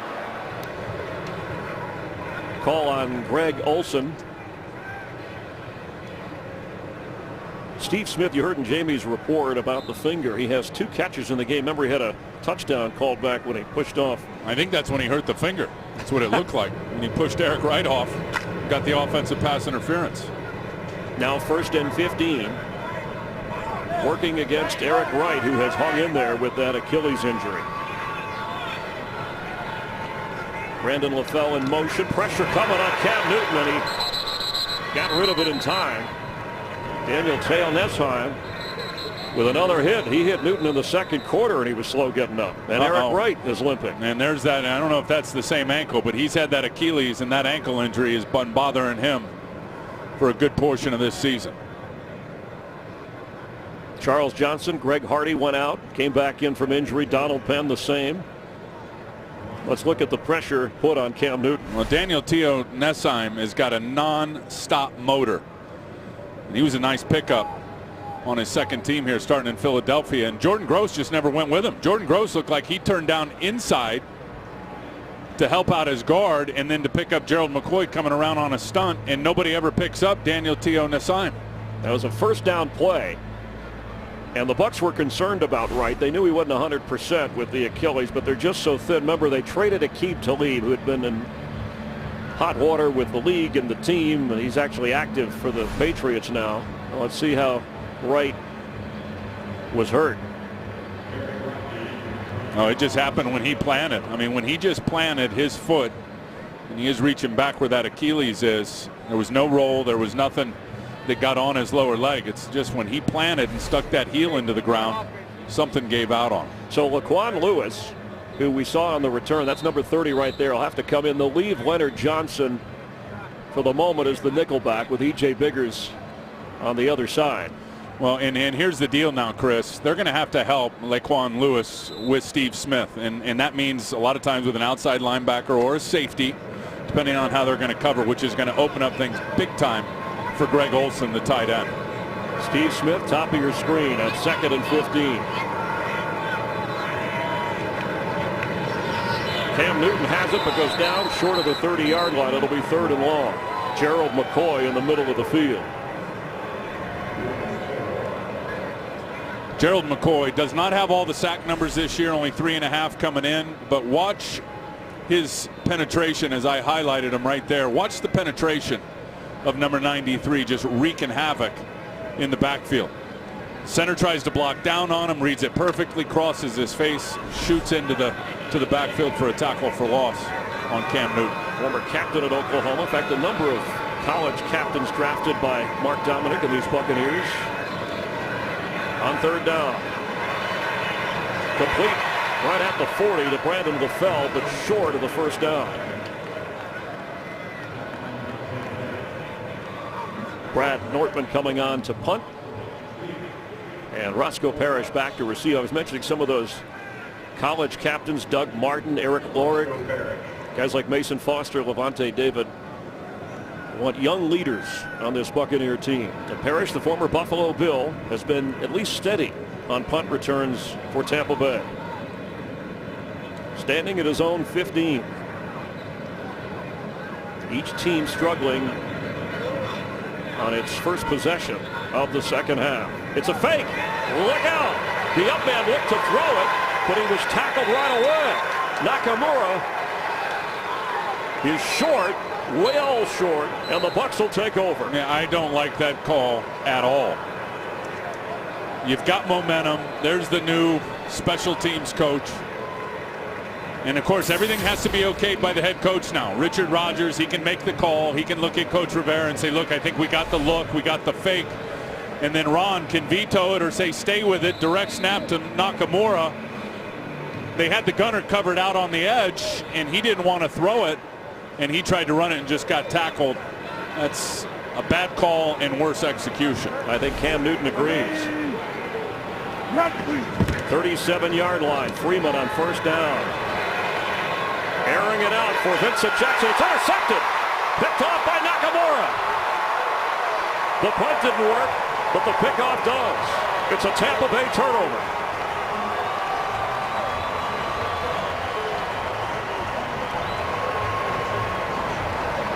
Nobody happier than the special teams coach right now. That's the way to get you off the hook. It's all been forgotten already. Josh Freeman, the throw was well short. Vincent Jackson was open deep. Carolina has the football. Carolina safety Haruki Nakamura, signed as a free agent from Baltimore, has been under a lot of pressure, threatening to take him to the bench. His second interception of the year. And we have seen more of Sherrod Martin out there for him. But Nakamura, remember, was the guy on the punt team that got the direct snap. and elected not to throw it out to the gunner, tried to run it, gives Tampa the ball back, and he just put a big Band-Aid on that, getting the interception. Looked like he knew the route better than Vincent Jackson did. Talk about hitting the reset button. We're right back where we started here. 1st and 10 Panthers after the interception, and Michael Bennett with his 7th sack of the year in on Cam Newton. These offensive lines are getting pushed around today. Both offensive lines have had issues. And Carolina, it's been their biggest weak link all year, no question about it. Michael Bennett out here, and just watch the speed as he runs the corner on Byron Bell. And just gets his dip, which means you dip that right shoulder down, get to the edge of Byron Bell, who looked like he tried to give him a one-timer.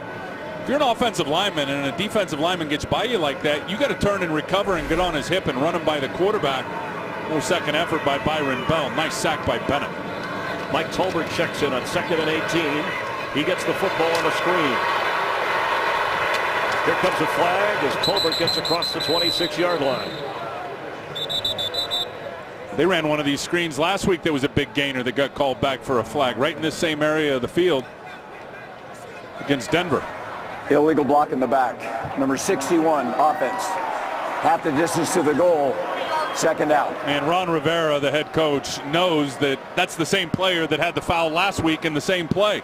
But he doesn't have a lot of people to go to on that offensive line. If you're talking about making an adjustment, Jeremy Bridges, who was signed, is inactive. And there's Silatolu right there with the block in the back of Leonard Johnson. And it was Silatolu last week, as I said, Chris, that had the holding call that brought back the big screen play to Mike Tolbert. Eric Wright out with the injury. Laquan Lewis, who Greg Schiano has some faith in, said Lewis is comfortable playing the corner position, knows a little bit about the defense, his 2nd go-round with the Bucs. He's in at corner on 2nd and 24. Tolbert remains the back. Cam Newton throws on the run. Olsen at the 20 with the catch. Let's get a game break. Head to Los Angeles.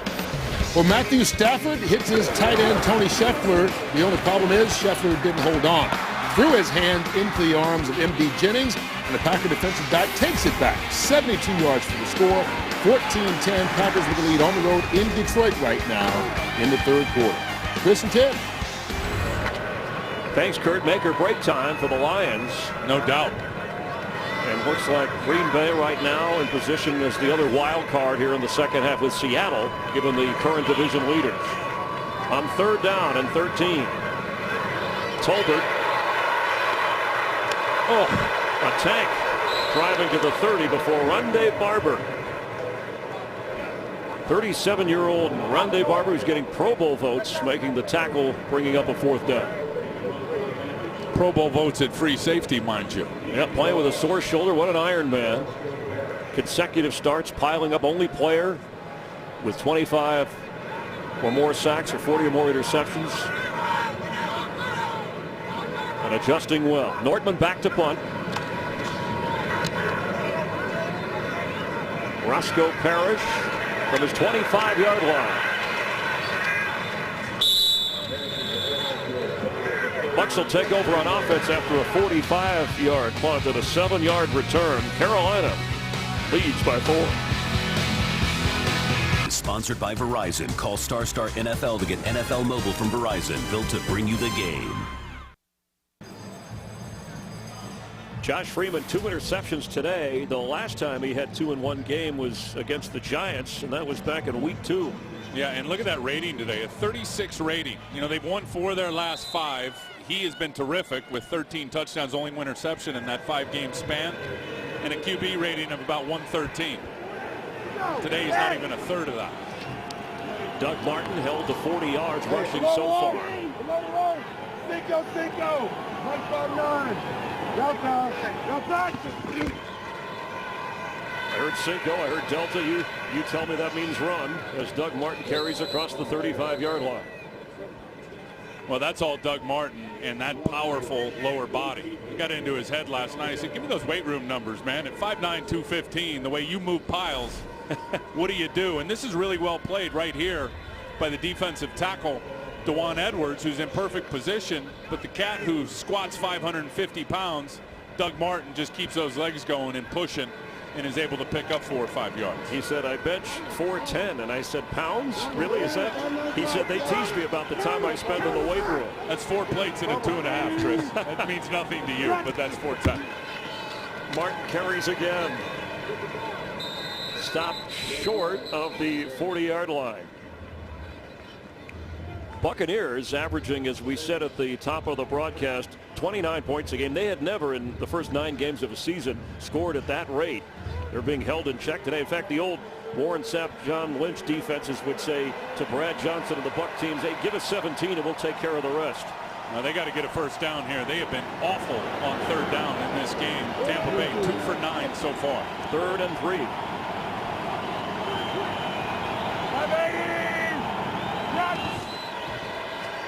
It's DJ Ware who will not get the first down.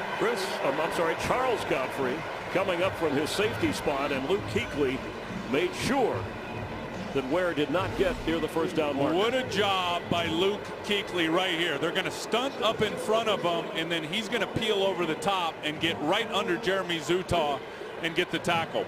Bang! And then gets help from Charles Godfrey. That is perfect middle linebacker play by your rookie middle linebacker, Luke Kuechly.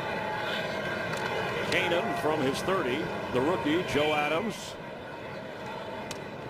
with a fair catch just across the 15-yard line. This is turning into your typical NFC South knockdown, drag out, low scoring kind of struggle. At the start of the broadcast, the matchup of first rounders. They both played well. I mean, Doug Martin had 47 yards, over 4 yards a crack, which is good. Had the nice big one. And then Luke Kuechly with 8 tackles. I am looking forward to this rivalry, middle linebacker, running back in the NFC South for years to come. D'Angelo Williams in the backfield for Cam Newton on first down. Williams carries.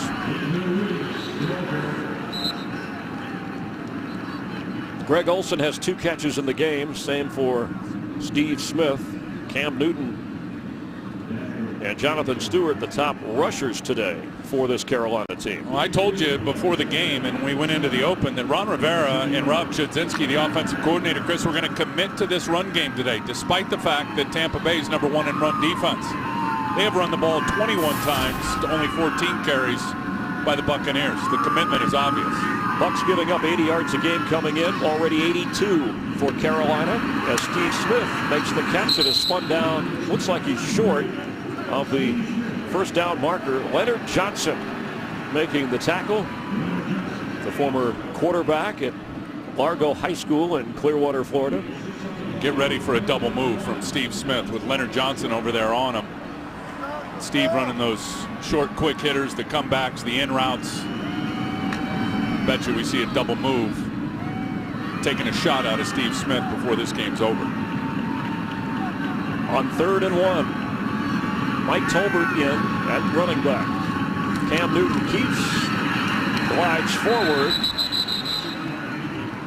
Panthers do get the first down, and in a low-scoring game like this, remember it was 16-10 Tampa Bay when they faced each other opening week. This is the kind of game that allows the Panthers to be patient with that running game. And they need to be patient. We've talked about it.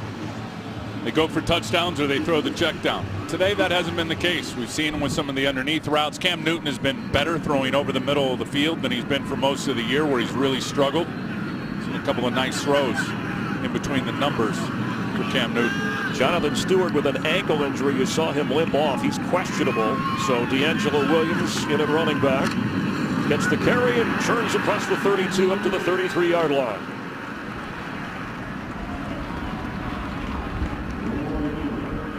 D'Angelo Williams came in averaging 3.5 yards a carry.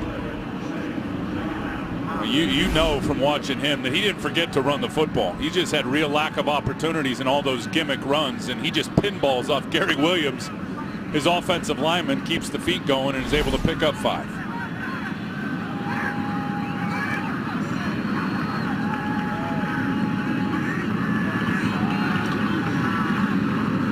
Looked like Cam Newton didn't want to give it to him. Daniel Tail-Nesheim was there for the tackle. Well, that's holding it too long. Make your decision. Either stick it in his belly, read the defensive end, and pull it out and go. Cam's looking at the left defensive end, Daniel Teo Nassime. Now he's going to hold it in there, and Nassime comes unblocked and just kind of slow plays both of them. Quicker decision, quicker ball fake for Cam Newton. Make your mind up one way or the other. Jonathan Stewart, I guess, questionable. Has an answer. He's back in the game in the backfield on 3rd down. And looked like a Buccaneer player jumped, but then one of the linemen of Carolina. I think they'll get Michael Bennett for drawing off Byron Bell. Neutral zone infraction, number 71. Defense, 5-yard penalty, 3rd down. That's a huge penalty. It gives them a 1st down. They can keep the ground game going and chewing up the clock. 4:30 to go here in the 3rd. It won't give them a 1st down. It'll give them 3rd and 1 at this point.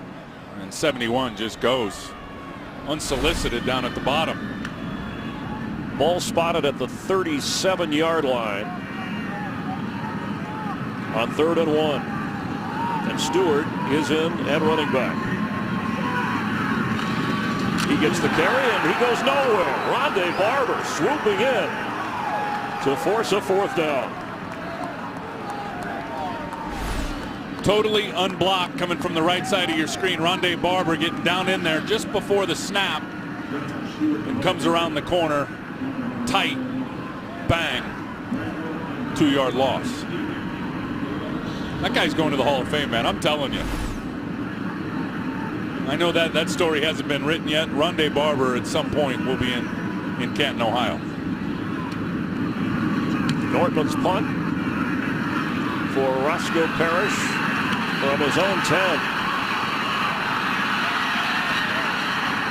Parrish brought down short of the 20-yard line by Nakamura. A 55-yard punt and a 9-yard return, and 37-year-old Rondé Barber, he made the big play, and then he played special teams. Talk about energy. Tim Ryan, Chris Myers, you asked Josh Freeman if he had any advice for a struggling Cam Newton. He said, whatever it is, I wanted to get it after the game. Meanwhile, Freeman's got his struggles here on 1st and 10 with Doug Martin in the backfield.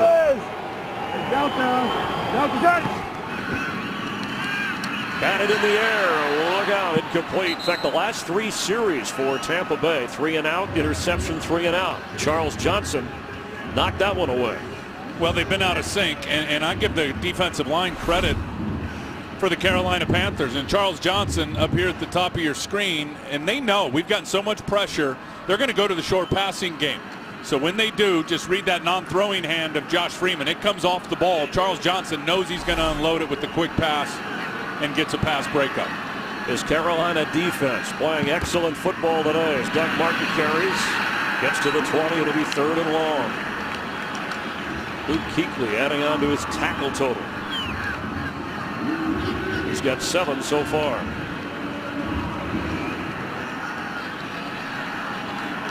Vincent Jackson has a couple of catches, but where else should Freeman go? Well, I think he's going to start looking at Dallas Clark, the tight end. It's really that simple if you ask me. Vincent Jackson, Mike Williams, the big players out on the edge. Get number 44 involved. Dallas Clark, he's right there.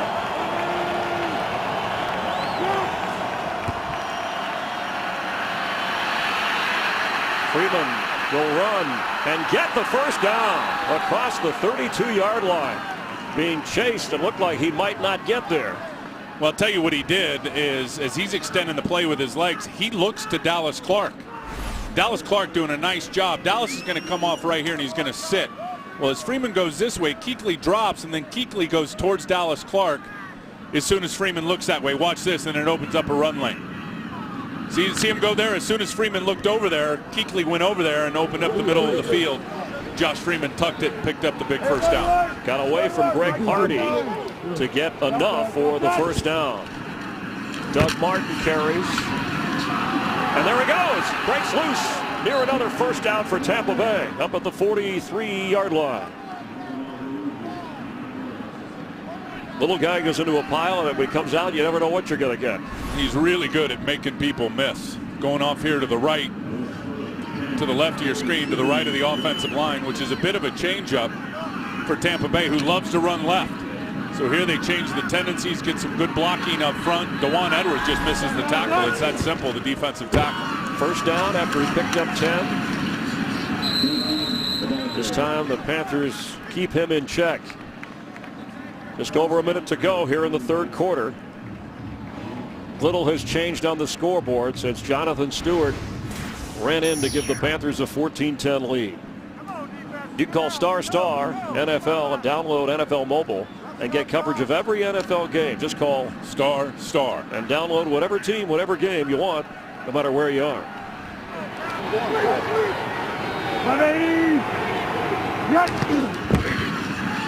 Freeman has it. Will keep it, go out of bounds across the 45-yard line. It'll be third down. Carolina defensively is prepared for this action. Look at all the coverage down the field. Yep, no chance there for Mike Williams. Vincent Jackson, who's going to run the deep over route all the way across the field. We got Luke Kuechly in front of him, Haruki Nakamura. They got the tight end covered. They anticipated that edge play from the quarterback, and they covered all three levels of the wide receivers. On 3rd and 8 from their own 45.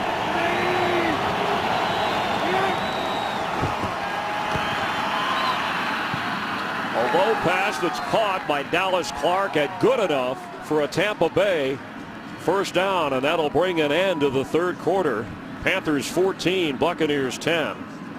Tampa Bay is on the move in Carolina territory. Fox NFL Sunday continues after a break from your local Fox station.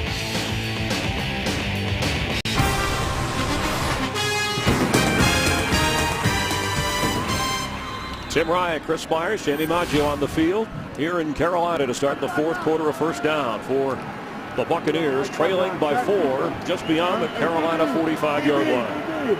Got it. See if they take a shot at the top to Vincent Jackson. That's Clark in motion.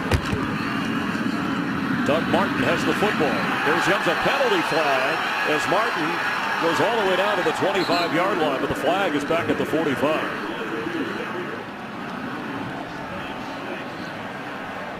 There's no foul for holding on the play. No foul. A 20-yard run by Doug Martin. The officials pick up the flag, and the crowd here and Ron Rivera don't like it. When you look at that big gap right to the right side of the offensive line is where Doug Martin ends up punching it through. And I think Bill Levy, the referee, is the one who threw that flag and then picked it up and said there wasn't a hold. Had a conference with the umpire. Well, that's what you want him to do. If it's not, you threw the flag, you discuss it, pick it up, let's play on. A 20-yard run, so 80 yards now for Doug Martin from the 25 of Carolina. Martin piling forward. Let's check in with Los Angeles for a game break. Well, maybe the shocker of the day, Jacksonville at Houston. Chad Henne in for an injured Blaine Gabbert. Hooks up with Justin Blackmon on an 81-yard score. Listen to these numbers. Henne, 331 yards, 4 touchdowns. Blackmon, 220 yards receiving, and a 34-20 lead at the Texans. Chris and Tim. Sometimes you need a veteran quarterback to get a rookie wide receiver going. Justin Blackmon has really struggled this year up until today. What an unpredictable league. It's so great, the NFL.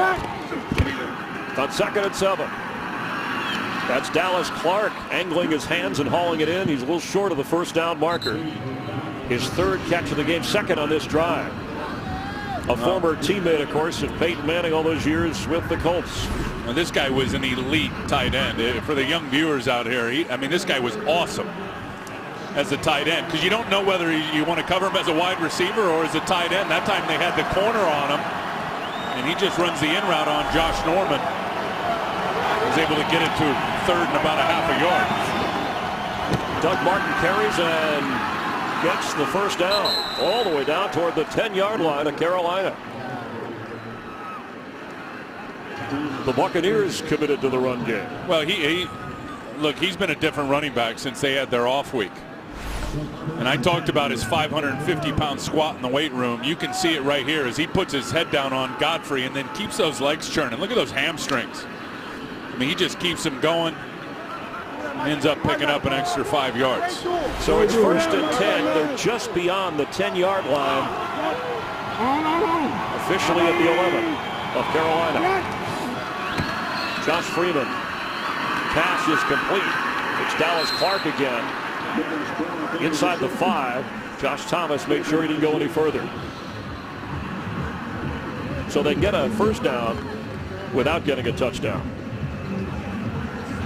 I got to tell you, when they got rid of Kellen Winslow, and he was really the first casualty of the Coach Schiano, culture change in Tampa, if you will, and they went and got Dallas Clark. I went, I don't know how much of an upgrade that's going to be. He's as old as Kellen Winslow.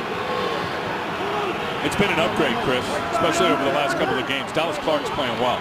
From the 7-yard line, 2nd and 6. Doug Martin.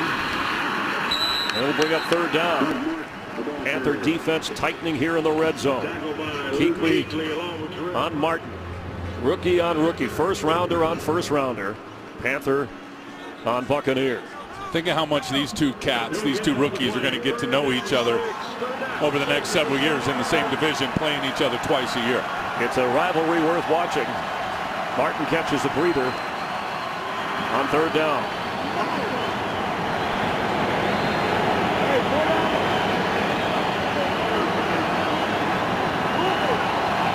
Wouldn't be surprised if they try to hit Dallas Clark again out of this little bunch set to the left. Freeman is keeping it, and he won't get in.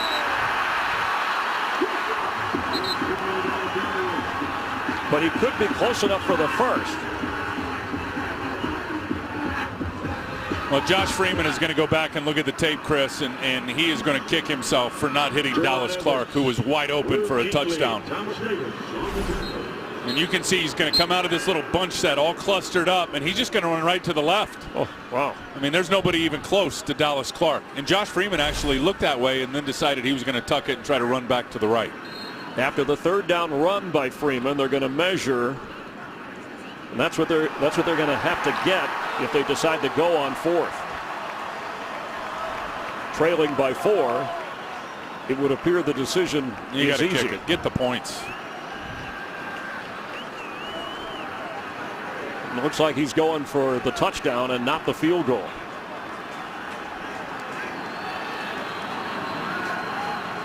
When it comes to 4th down this year, the Buccaneers in 7 tries have converted 5 times. Well, Josh Freeman, we saw it last week on 4th down. We saw it earlier in this game on 3rd down with that big body on the quarterback sneak.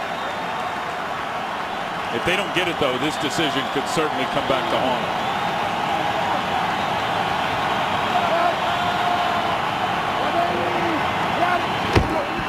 Doug Martin. The ball's out.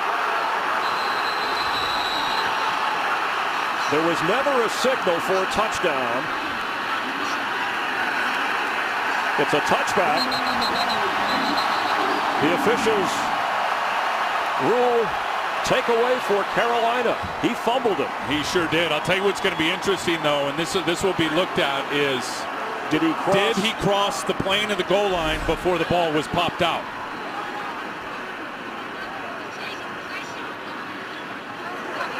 It's hard to tell from that angle, but it looked like, I mean, just do the math, it looked like his body and where the ball was over the plane of the goal line before it was knocked out. This will be a better look at it.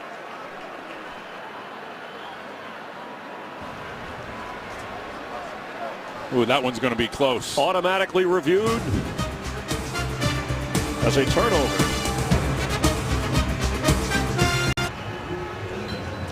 Ruling on the field on 4th down. Doug Martin fumble. Luke Kuechly, Carolina recovery being reviewed by the officials. And hard to tell from this angle whether the ball was still secure when it crossed the plane of the goal line. This will be a better look at it right here. And the line judge's back's in the way. Greg Schiano watched the replay. They showed it on the scoreboard here, and he's thinking, hey, that's a touchdown. The thing is, with the line judge standing right in the view of the camera there, which was clearly the best look, is there enough visual evidence, Chris, to turn it over? After reviewing the play, the ruling on the field stands. Touchdown.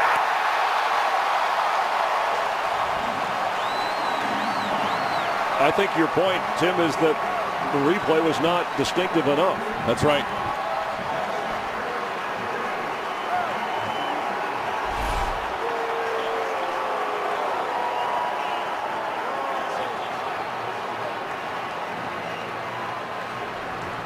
I was a little confused at what Bill Levy just said. The ruling stands. Did he say touchdown or no? No, he did not say touchdown. Okay. He said stand. And again, the ruling on the field touchback is what he was saying, right, because of the fumble recovery. Yeah. So 20-yard line for Carolina, and a debatable call. That was bang, bang. It looked like a touchdown to me before he fumbled, but the ruling on the field after review, Carolina has the football with Jonathan Stewart and D'Angelo Williams in the backfield, and Cam Newton ready to throw it.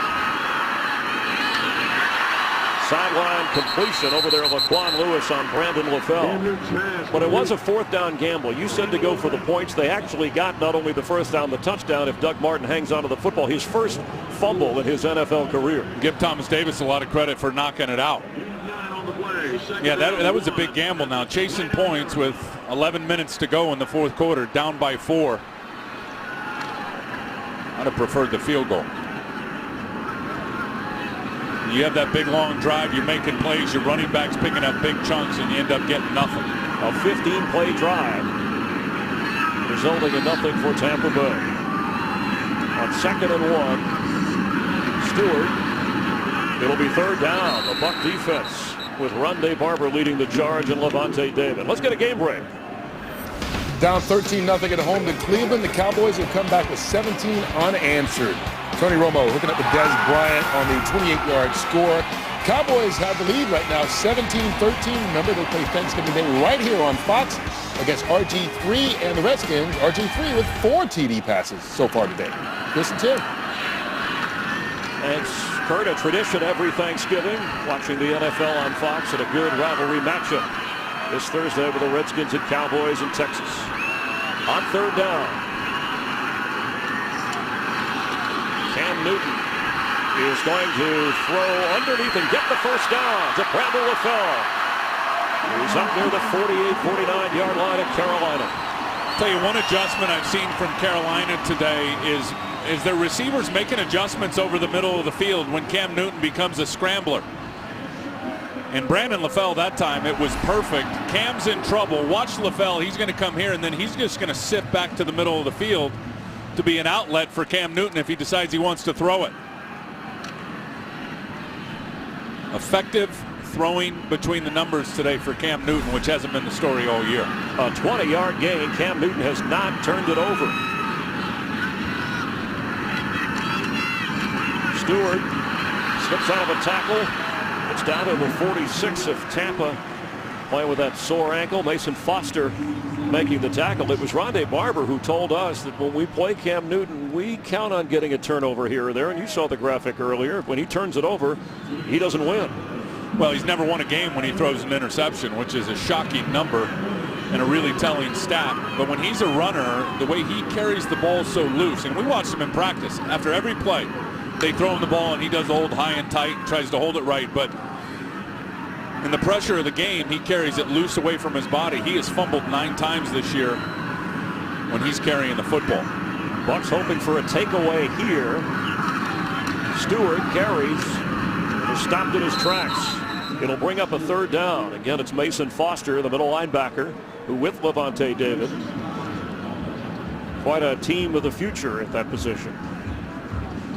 28 runs for the Carolina Panthers in this game today. We said it early. Ron Rivera told me on the field, he said, we're going to commit to the run game. We are going to run it. We know they're good, but we're going to commit to it. Look what they did week 1 with 13. In a game that was tight the whole way through. Clearly a renewed commitment to running the football today 28 times. And Ron Rivera's defense keeping the high-scoring Buccaneers in check with just 10 points. On third down.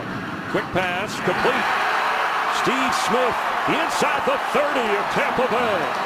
First down, Panthers.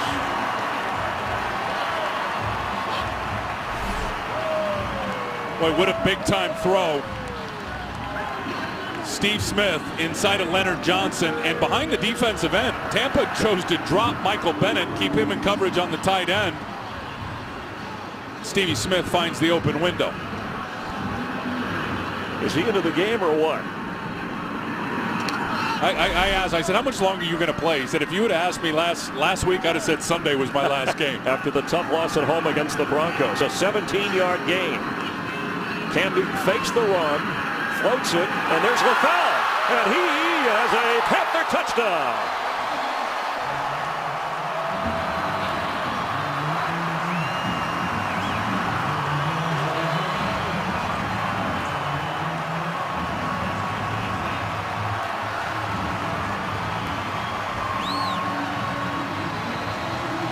Chris, we just talked about 28 runs in this game and the commitment to the run game.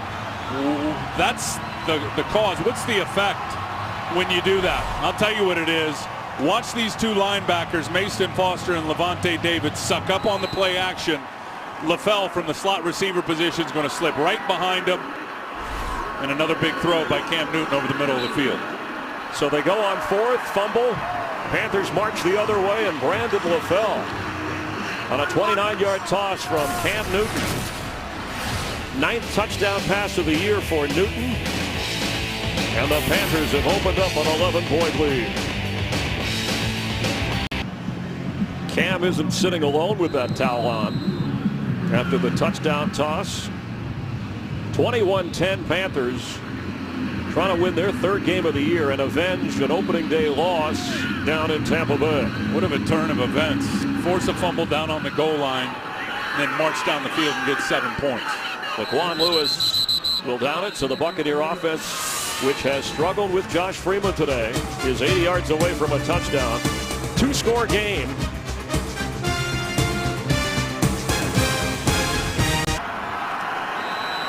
This is a Mike Burks production, directed by Michael Frank, with Tim Ryan, Chris Myers, Jamie Maggio on the field. 6 minutes to go in the 4th quarter, and the Buccaneers' 3-game winning streak is in jeopardy.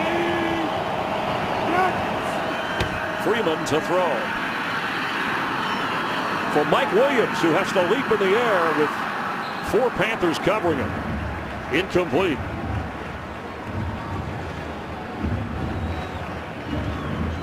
Tampa Bay's lowest scoring output this year, 10 points, came in a loss to Dallas.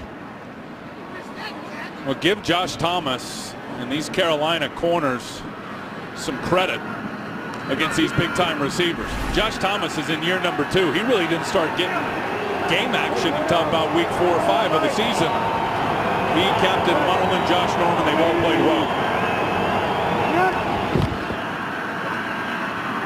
For Mike Williams again, and here comes a flag, and there should be pass interference or whatever Josh Thomas had to do to get in his way. Well, Josh Thomas never turned and located the ball. A common error for wide receivers when they get pass interference. corners. Number 22 defense. First down, spot of the foul. Common error for cornerbacks when they get defensive pass interference. They're in good position, which he's in here to the right of your screen, one-on-one on Mike Williams. Now he's running with him. Just got to turn his head and find the football. He looked for a second and then grabbed him and started forcing Mike Williams out of bounds. That was a good call. So up to the 33-yard line, they need 2 scores, and you'll need a conversion if you're Tampa Bay to try and rally. Think about this. They have been one of the most explosive offenses with passes at 20-plus to the wide receivers. 0 in this game today. Here comes a flag off the snap. Maybe a free play. That's complete at the 45-yard line. Vincent Jackson will check on the penalty flag. Offside, number 95 defense, penalties declined. First down. That's Charles Johnson, you just mentioned. That was a 22-yard completion, the longest of the day. Yeah, Charles Johnson there at defensive end, lined up in the neutral zone. And you said it, Chris. I mean, that's their first one at 20-plus in this game. 5.5 to go. It's going to take a few of them. No huddle. Freeman incomplete for Dallas Clark. Let's get a game break and head to Los Angeles. Falcon quarterback Matt Ryan has thrown a career-high 4 interceptions against Arizona. Still, when this touchdown run by Michael Turner from the yard out scored, it gave Atlanta their first lead of the game, 23-19. Less than 7 minutes left in the regulation. Chris, Tim. Thanks, Kurt. Leaders in the NFC South, as you see. Atlanta has it well in hand. The Bucs can't afford to stumble here in Charlotte. Especially with the New Orleans Saints, Chris, getting red hot for the last several games. Freeman completes to Clark at the 40, and he's knocked down right away by Thomas Davis. It'll bring up third down. Josh Freeman, in his 4th NFL season, has 9 fourth-quarter comebacks.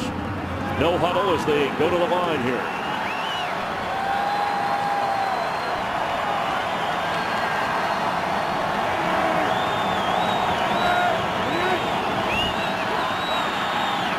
Pass is juggled and incomplete by Mike Williams. Usually sure-handed. It would have been a first down. Well, it looked like Josh Norman, or one of the defenders, got his hand in there. Josh Freeman's looking at this the whole way. I mean, he is staring him down. Thomas Davis is going to get over there. No, you're right, Chris. That was just a drop. I mean, Norman got it late, but that ball already should have been plucked right out of the air for Mike Williams. So on 4th and 5, the Bucs have to go for it. Some mix-up in the huddle as Dallas Clark runs out. They may have to use a timeout here. Sloppy.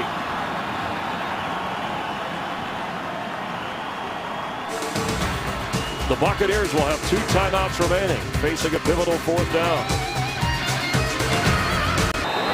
Under 5 minutes to play. 4th and 5, Tampa Bay from the 40 of Carolina.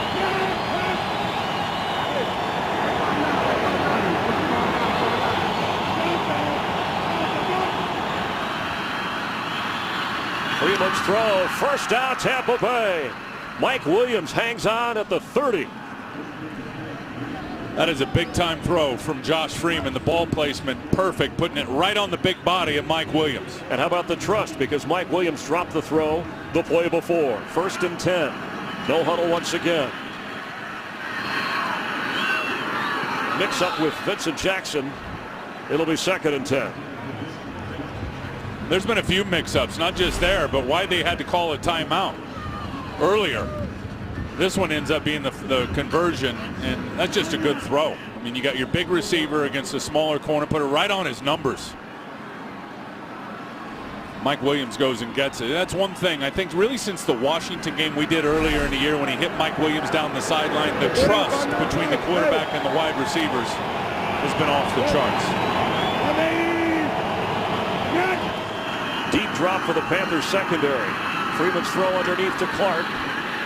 Pushed back at the 25-yard line by Thomas Davis, but the clock continues to run. Buccaneers with 2 timeouts remaining and down 2 scores. And that'll be there for them. I think what you see Carolina is they're defending the deep ball. Everyone knows Tampa wants to go deep with Mike Williams and Vincent Jackson. There's a lot of stuff underneath when the zones are cleared out. On 3rd down, incomplete. It'll be 4th and 2.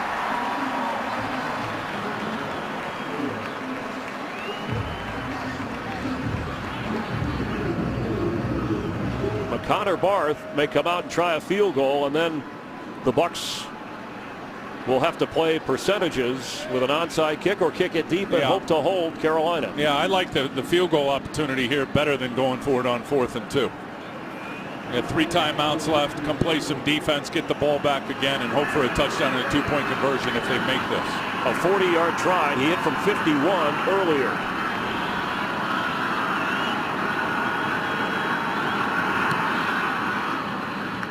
Connor Barth, who played his college football at North Carolina, delivers in front of a silent crowd.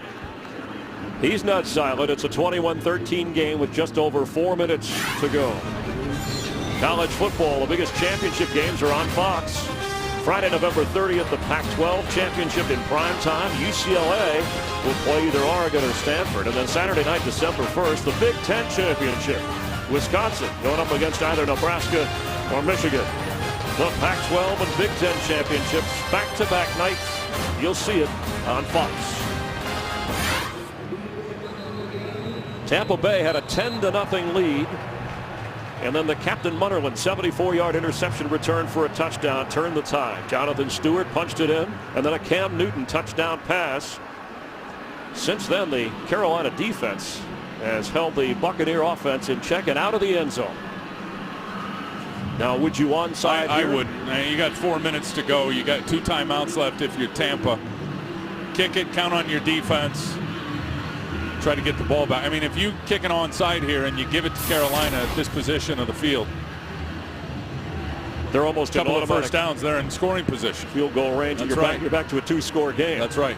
And earlier, Justin Medlock in the first half missed a makeable 40-yard field goal for Carolina, which would change the picture. But it was the big fourth down gamble when Doug Martin got toward the end zone but fumbled his first fumble, and that changed the tie.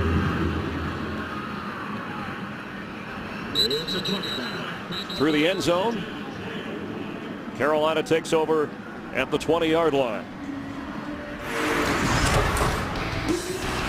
And here it is. I mean, this is the cause. That fumble, which could have gone either way, it ends up being the effect right here. A couple of nice plays down the field and culminates with Cam Newton over the middle of the field.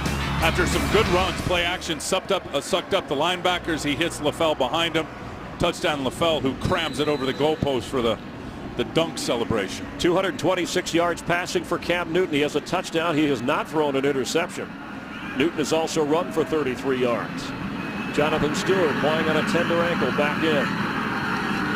Newton to throw on first down, and Steve Smith has it across the 30. And they're picking on Leonard Johnson. I'll tell you, that's a risky play because you risk stopping the clock on first down if you're the Carolina Panthers, but they've had a lot of success throwing the ball on first down today, and everybody has all year. I mean, you look at Tampa, obviously worst in the league in their pass defense, but by a pretty good margin, the worst in the league, Chris, on stopping the pass on first down. Carolina's had some nice success with it. And with Eric Wright out injured with the Achilles, even though he played earlier today, and Aqib Talib in New England, the secondary can be picked on. Now you pound it. Now you pound the run. Rondé Barber creeping in. Stewart carries. Well, let's get a game break and head to Los Angeles. All right, Chris, thanks. Coming down to the wire in Detroit, Packers and the Lions. Aaron Rodgers, his new favorite target. Randall Cobb, great catch, 22 yards, touchdown. Green Bay goes up 21-20. Matthew Stafford and the Lions have the ball. Over a minute left in the fourth quarter. Chris and Tim. Lions fighting for their playoff lives, and Tampa Bay comes in 5-4 with that 3-game winning streak on the outside of that wild card chase, and they've already lost to Dallas. They have teams coming up on the schedule. I think the Jets are 8-1 though. Yeah. Well, actually, Tampa Bay is playing the Falcons at home. That was just the run. That should have been Atlanta there. Then they're at Denver, and then they're home against the Eagles before going to New Orleans. Tampa Bay fans who have made their way up see an entertaining game, but not enough from their Buccaneer offense. Can the defense do the job here? Mike Allstott's put on a few pounds. 2nd and 10. Tampa Bay used a timeout there to stop the clock. They have one remaining. And they'll probably use it here. And it'll bring up a 3rd down for the Panthers at 3:09 to play. So it was costly that the Buccaneers had to burn a timeout when they had confusion in the huddle. Definitely. And it wasn't the kind of game we expected, the way the Bucs had been scoring points.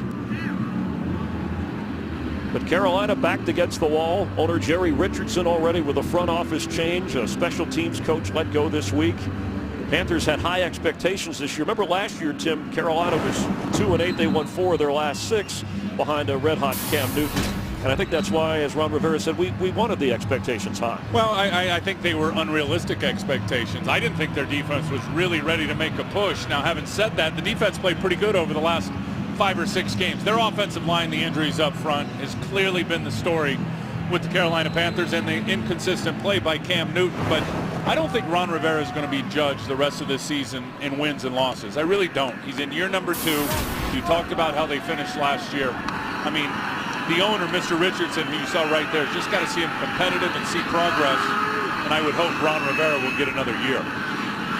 On 3rd and 11, Cam Newton is going to throw and caught. Yes! How did he keep his feet in bounds? Louis Murphy.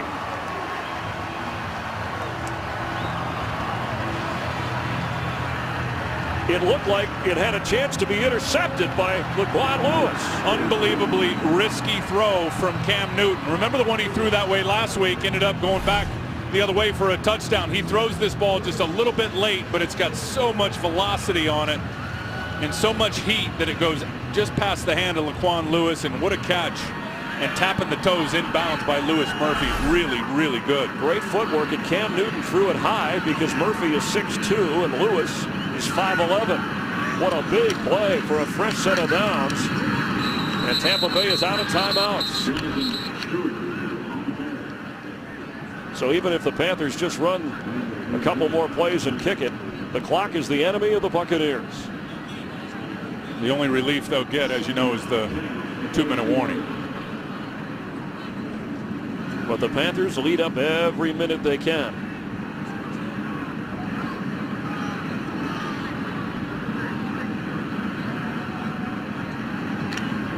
You know, and one thing, you can say what you want about Tampa and how good they've been. Look at the feed here by Louis Murphy. You get to see it, but it was impressive. Look, Tampa didn't play very good offensively last week, Chris.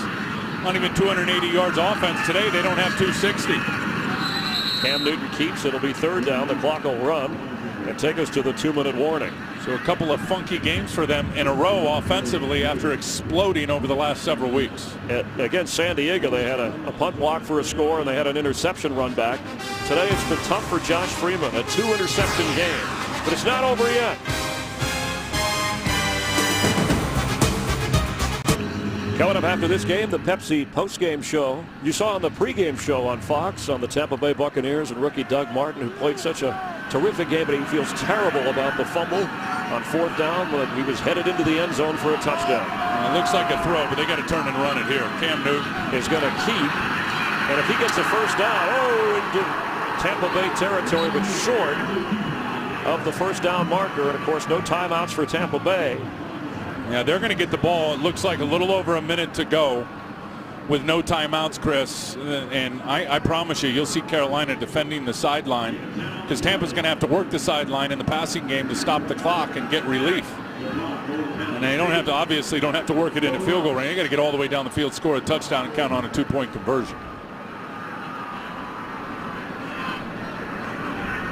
Play clock, they're going to let it run down. Carolina, if they want to wait and just take a timeout, they can.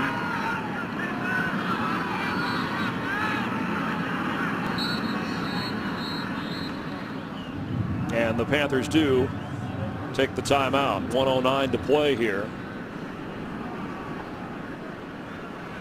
Bucs will get a shot. One score down. Touchdown and 2-point conversion pending the punt. A Fox NFL tradition, football on Turkey Day and Thanksgiving, and Tim and I wish you a happy and healthy one to you and your family. 4:30 Eastern, 1:30 Pacific. Troy Aikman, Joe Buck on the call. Redskins and Cowboys from Texas. Cleveland has a 3-point lead over Dallas with just 54 seconds left. The Redskins defeated the Eagles today, 31-6. Boy, if the Cowboys, with a ripe opportunity to get right back in this NFC race, lose to the Cleveland Browns today, Jerry Jones may be out of his mind. Falcons won. They rallied to beat Arizona 23-19. Leaders of the NFC South. The Saints play later out in Oakland. And the Bucs, the young Bucs, who led early 10-0. They have let a game slip through their fingers. Give Captain Munnerlyn a lot of credit for that pick six for a touchdown. Roscoe Parrish will let it go through and 20-yard line after a 49-yard kick. So 80 yards away with a minute 2 and no timeouts, and Josh Freeman trying to engineer his 10th career fourth-quarter comeback. I talked about it earlier, the trust with the wide receivers. Right now in this situation, you got to trust them more than anybody and than you ever have before, and really count on the size advantage of Vincent Jackson at 6'5" and of Mike Williams over on the other side at 6'2". You got to throw it up and to use a basketball analogy, let those guys go get the rebound. Well, you get Vincent Jackson, the size, as you said, 6'5", Aurelius Ben, Mike Williams, both over 6'2". Vincent Jackson coming out of the slot down here at the bottom.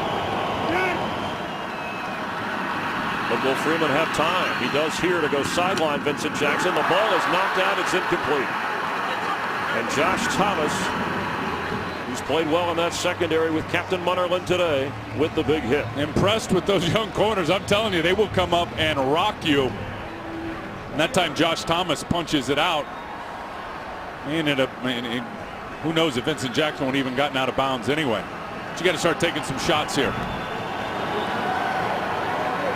Tyquan Underwood, top of your screen, the third receiver who has not been a factor at all today for Tampa Bay. Freeman throws on the run, and there is Underwood, who takes a hard hit. Here comes a flag. Oh, how late was that flag on Thomas Davis? That flag came out so late. And you know what? I don't agree with it. I think it was a reaction of the head linesman who saw Tyquan Underwood laying on the ground. I mean, he went down and then didn't move, and the head linesman's running in and throws the flag late. Well, you could hear the clang. Let's see where the helmet connected. Let's see, 1, 2, has a chance to protect himself. He went more with the shoulder. Well, you can't hit him in the hat anyway. I don't care if it's a shoulder, a helmet, or a foot. Doesn't matter. Hit to the helmet. 15-yard penalty. First down. Well, after the completion, that'll be a 33-yard gain with the penalty.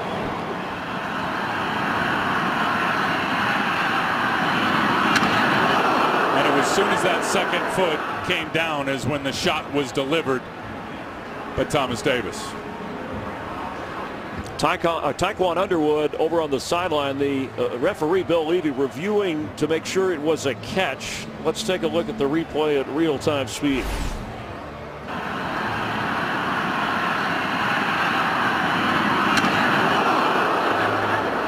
That's what they call the bang-bang play, and Mike Pereira will tell you the referees, the officials, they watch these in what they call the line feed, live speed. But I think if you look right there and you see, and they see the same exact pictures upstairs in terms of the review that we see right now, I think that's a catch. I mean, 1 foot down, then the second foot comes down. There's 1, there's 2, it's down. He's got possession of the ball before it's knocked out. Mike Pereira, you're viewing this along with us, our Fox Rules analyst from the command center. What do you see? I think the pass is incomplete, and the reason After I think reviewing so, the play, the ruling stands. The 15-yard penalty will be enforced at the end of the catch. As you were saying, Mike. I like it. I would like it as incomplete because the contact came almost simultaneous with the second foot hitting the ground, and then he's considered going to the ground, and the ball popped out when he hit. But I guess Bill Levy felt that he had control long enough to stay with that ruling. Thanks, Mike. And they tacked down the penalty. So from the 47-yard line of Carolina, 45 seconds, no timeouts. Down by 8. Freeman to Doug Martin, who has to get out of bounds, and that won't do much for Tampa Bay. 38 seconds remain. Remember, after the game, the Pepsi postgame show, 6 seconds remain in that Cowboy-Cleveland game. The Packers did hold on to beat the Lions. The Jets knocking off the Rams in St. Louis. Highlights of all the games, the Redskins winners over the Eagles. But here, time running out on Tampa Bay. The worst thing for Josh Freeman right here would be to get sacked. Have that clock get chewed up in a hurry. You want to at least have a Hail Mary throw at the very end of things. Second down, he just gets rid of it and was nudged in the pocket. 32 seconds remain, and it's third down. Greg Hardy applying the heat. And Greg Schiano's telling him now, huddle up, fellas, come together, let's go. And Freeman was thinking the same thing I was. Sack's the worst thing that can happen. He was on his way down. What looked like was going to be a sack as he banged into his other guy. He just heaved it up and got rid of it. 41 yards away, 32 seconds. It's 3rd and 4, and no timeouts. Dallas Clark to the sideline at the top of your screen. High snap. Freeman fires. Vincent Jackson inside the 25. The clock runs. 25, 24. He's got to get up and spike it, Chris. Got to stop the clock. Get everybody set. Josh Freeman spike it. And now within range, you have 3 plays to get it into the end zone. A 17-yard connection, setting up the Bucs at the 24-yard line of the Panthers. Yeah, and take your time, as you said. You're only down by 8, so you got a touchdown and you got to have a 2-point conversion to tie this thing up. So just be patient. If you're Josh Freeman, again, you cannot get sacked. Well, and it's 2nd and 10. You have to think if it's in the field of play, you got to move it down to spike it. Absolutely. but you only have 20 seconds. End zone throw. Did he hold on? Touchdown, Vincent Jackson. An unbelievable catch. An unbelievable throw. Oh my goodness. They still need 2 to force the tie. A 24-yard pass with 12 seconds remaining. Oh my goodness. Did you see it? That's what you call threading the needle if you're Josh Freeman. Vincent Jackson right here out of the slot. Watch him come down the middle of the field, and then watch how Josh Freeman just lasers it right in between 3 defenders. Glue on the fingers of Jackson as Freeman went down. That's the longest pass play of the day for the Buccaneers. And the booth reviewing, as they do on all scoring plays, on a 24-yard touchdown toss. What an incredible throw and catch. And Cam Newton standing on the sidelines as he's going to see this thing be completed. He can't believe it. That's not a freeze frame. I talked about the trust with your best players and trusting them more than ever. Freeman just threw it in between 2 defenders with 1 on him. So 3 guys there. Let's watch the end line. Feet clearly down. Possession of the ball for Vincent Jackson. What a grab. Getting battled. Look at the strength as Luke Kuechly's trying to pull it away from him.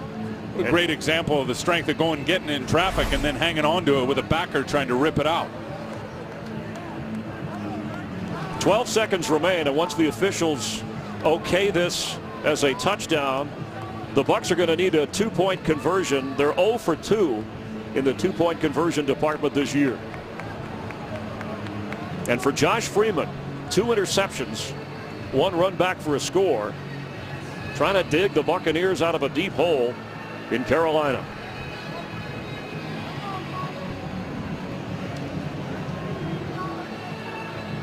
They got the ball at the 20. They had no timeouts. Under 50 seconds, and they marched down the field. After reviewing the play, the ruling on the field is confirmed. Touchdown. You know what I love? The fact that Vincent Jackson, who's been named captain, leads him right back into this game and an opportunity to tie it up. His 5th catch of the game might be his most important to date, depending upon where this conversion goes.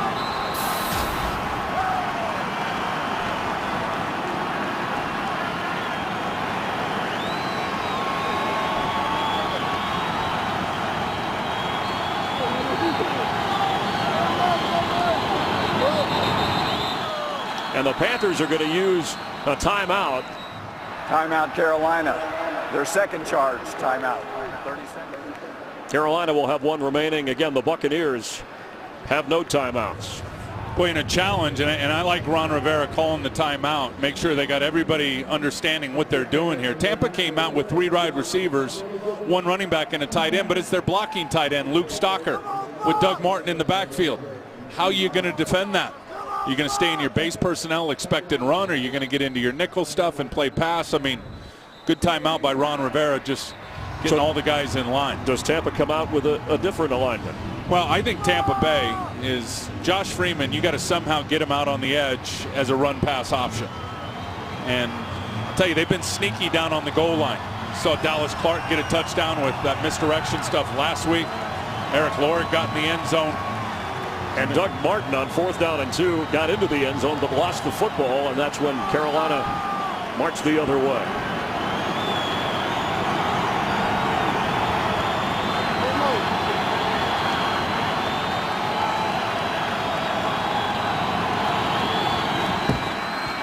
Freeman, end zone, conversion. Vincent Jackson, tie game.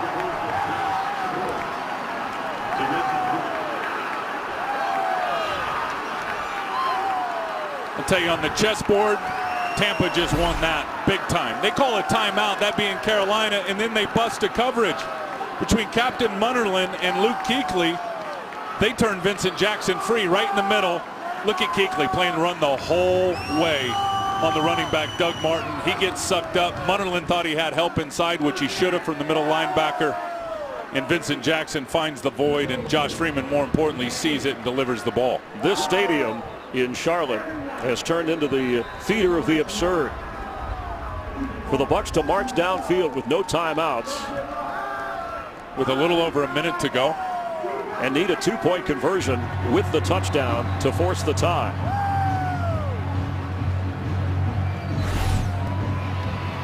Captain Mutterlin, who got the Panthers rolling with his interception run back.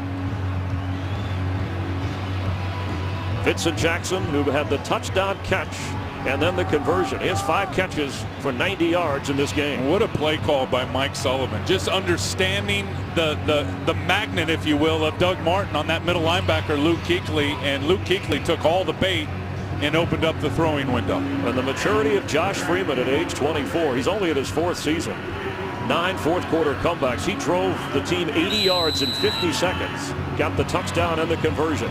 With 12 seconds remaining in regulation. Amani Edwards back for Carolina.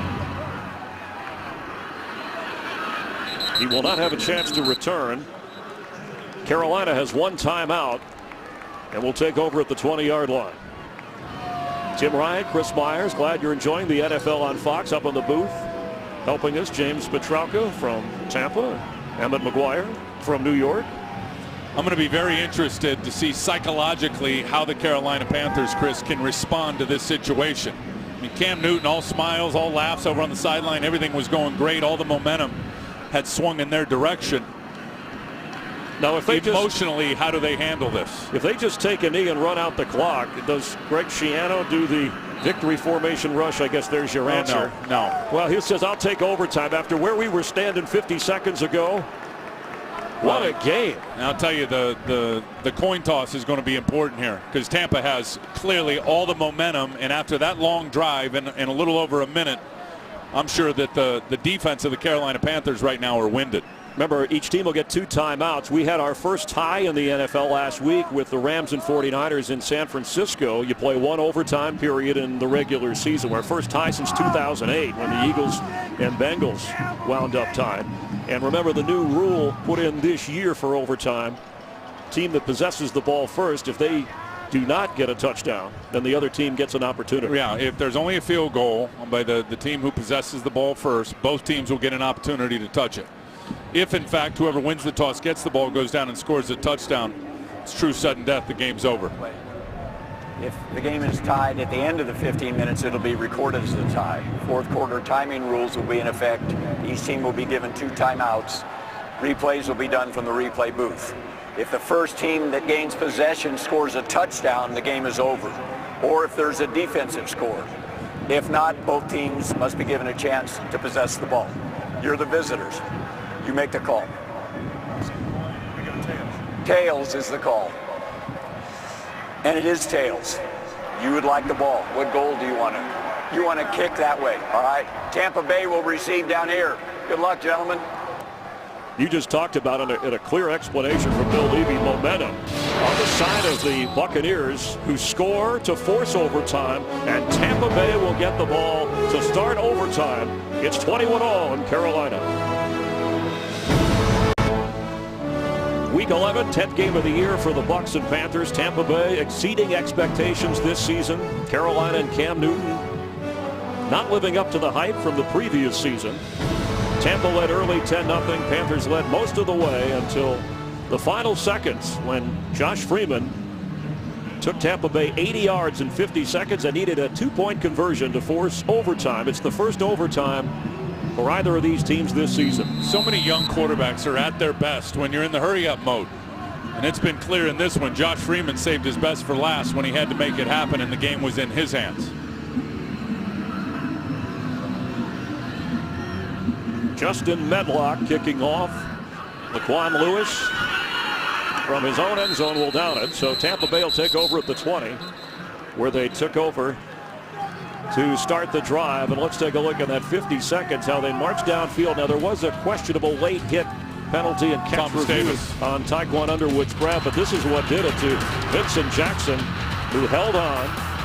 And then the 2-point conversion, Freeman goes back to Jackson to create a 21-21 tie. And it'll go unnoticed, but that ball location down and inside to where only his wide receiver can get it, that's not by surprise. That's by design and well executed by the quarterback. And I'm sure that man carrying the football, Doug Martin, feels like he's off the hook on his 4th down fumble in the end zone on his way to a touchdown. You saw the look on his face when it looked like Tampa Bay was staring at a defeat. And that just this 5th quarter, if you will, this overtime just gave Doug Martin the opportunity to go up over 100 yards, 20 carries for a $101. Each team with 2 timeouts in this overtime. And as you heard referee Bill Levy, a touchdown by Tampa Bay and it's over, or a defensive touchdown by Carolina and it's over. Martin again has running room. Doug Martin, all 5'9" of them, all the way inside the 45 of Carolina.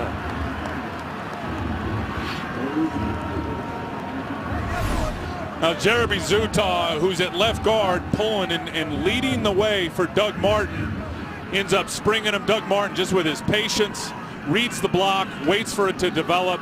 There's the kick out. Then he gets a good block by Jamon Meredith. Really good vision and patience by Doug Martin. And then once he sees the hole, watch his put a foot in the ground, bang, right there and pick up a bunch of yards. A 27-yard gain from the 42. He gets it again. He doesn't seem tired, falling toward the 41. The rookie from Boise State, the 1st-round draft pick with his 3rd 100-yard game of his career. And Greg Schiano in his first NFL overtime game. Now get ready for what Tampa has done well all season long, and I'm sure Ron Rivera is telling his defensive coordinator and his defense, be ready for the hard play action. We've just seen 2 really good runs by Doug Martin. Let's see if they sell it hard and then try to take a shot in the passing game. Vincent Jackson at the top of your screen. He goes the other way. Mike Williams has it, gets inside the 30, goes out of bounds. Already Connor Barth has made 2 field goals in this game, one a 51-yarder.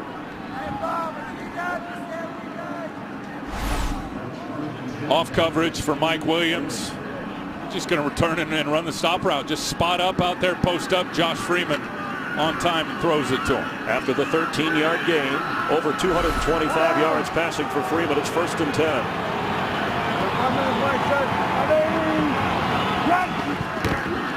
Doug Martin splits the defenders. If you just tuned in, overtime, the Buccaneers scored late to force it, won the coin toss, got the football from their own 20, and they've marched all the way inside the 22 of Carolina. And Carolina is winded right now, and I'm telling you, get ready for a play action pass. 2nd and 3 right here. Sell the run hard and throw right behind those linebackers. Remember, a field goal doesn't ensure a win. It gives the Panthers a chance with the football. A touchdown ends it. On 2nd down, Doug Martin slips, hits the ball's out. They're going to call him down right away. The official blowing the whistle and pointing to where Martin was hit, and all replay reviews in overtime are handled by the booth upstairs. And it did look like as Doug Martin was trying to lay out, he came down and the ground forced the ball out.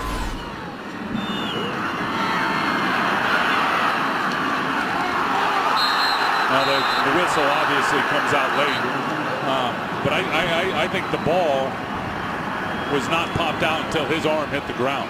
So it's 3rd down and 1 from the 20-yard line. Martin has carried the load in this drive.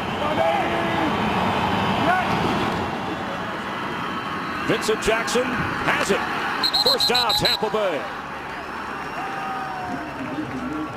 What a crisp-looking drive by this Buccaneer offense. Well, how about the you-to-me factor with Josh Freeman, the quarterback, who's going to turn and actually just look right and then spin back to the left. And a really good anticipation throw on the out route to Vincent Jackson. That's pitch and catch versus off coverage. 8th play of this drive. Under 11 minutes left in this game. One way or the other. From the 15.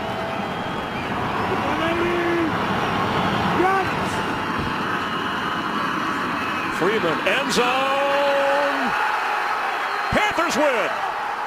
Buccaneers win. Dallas Clark has the touchdown.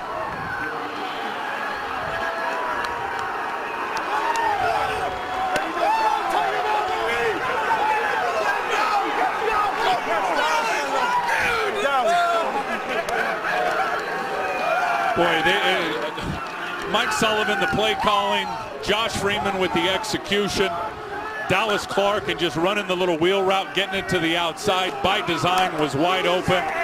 Good throw, and then even better catch in terms of catching the ball and tapping his toes for the touchdown. You got to feel bad for Ron Rivera. You got to feel great for Greg Schiano and the Tampa Bay Bucs. Watch these feet for Dallas Clark. And the official the catch. Waited to make sure. Possession, touchdown. Doug Martin's running. Vincent Jackson's receiving, and then Dallas Clark, not an easy grab for the game winner. No, James Anderson just fell down out there in man coverage, and Dallas Clark goes right around him. Boy, that's impressive. What an impressive final drive, and then into overtime for the Buccaneers offense. 8 plays, 80 yards, and Greg Schiano, first year as an NFL head coach, in his first overtime. And the Buccaneers didn't waste any time. Well, you get a feeling that the belief on this football team is just going to continue to grow. They were at their best at the most critical time of the game. 50 seconds to go. They were down 8 at their own 20 with no timeouts. And marching down to get the conversion and the touchdown. And they keep the winning streak alive. Tampa Bay has won 4 in a row, and of course you always have to wait because I hope so. There has to, all the players are given Monday night with Green Bay and Seattle, the official review upstairs of the touchdown has been confirmed. No extra point necessary. A 27-21 Tampa Bay come from behind win for Josh Freeman, the 10th of his career.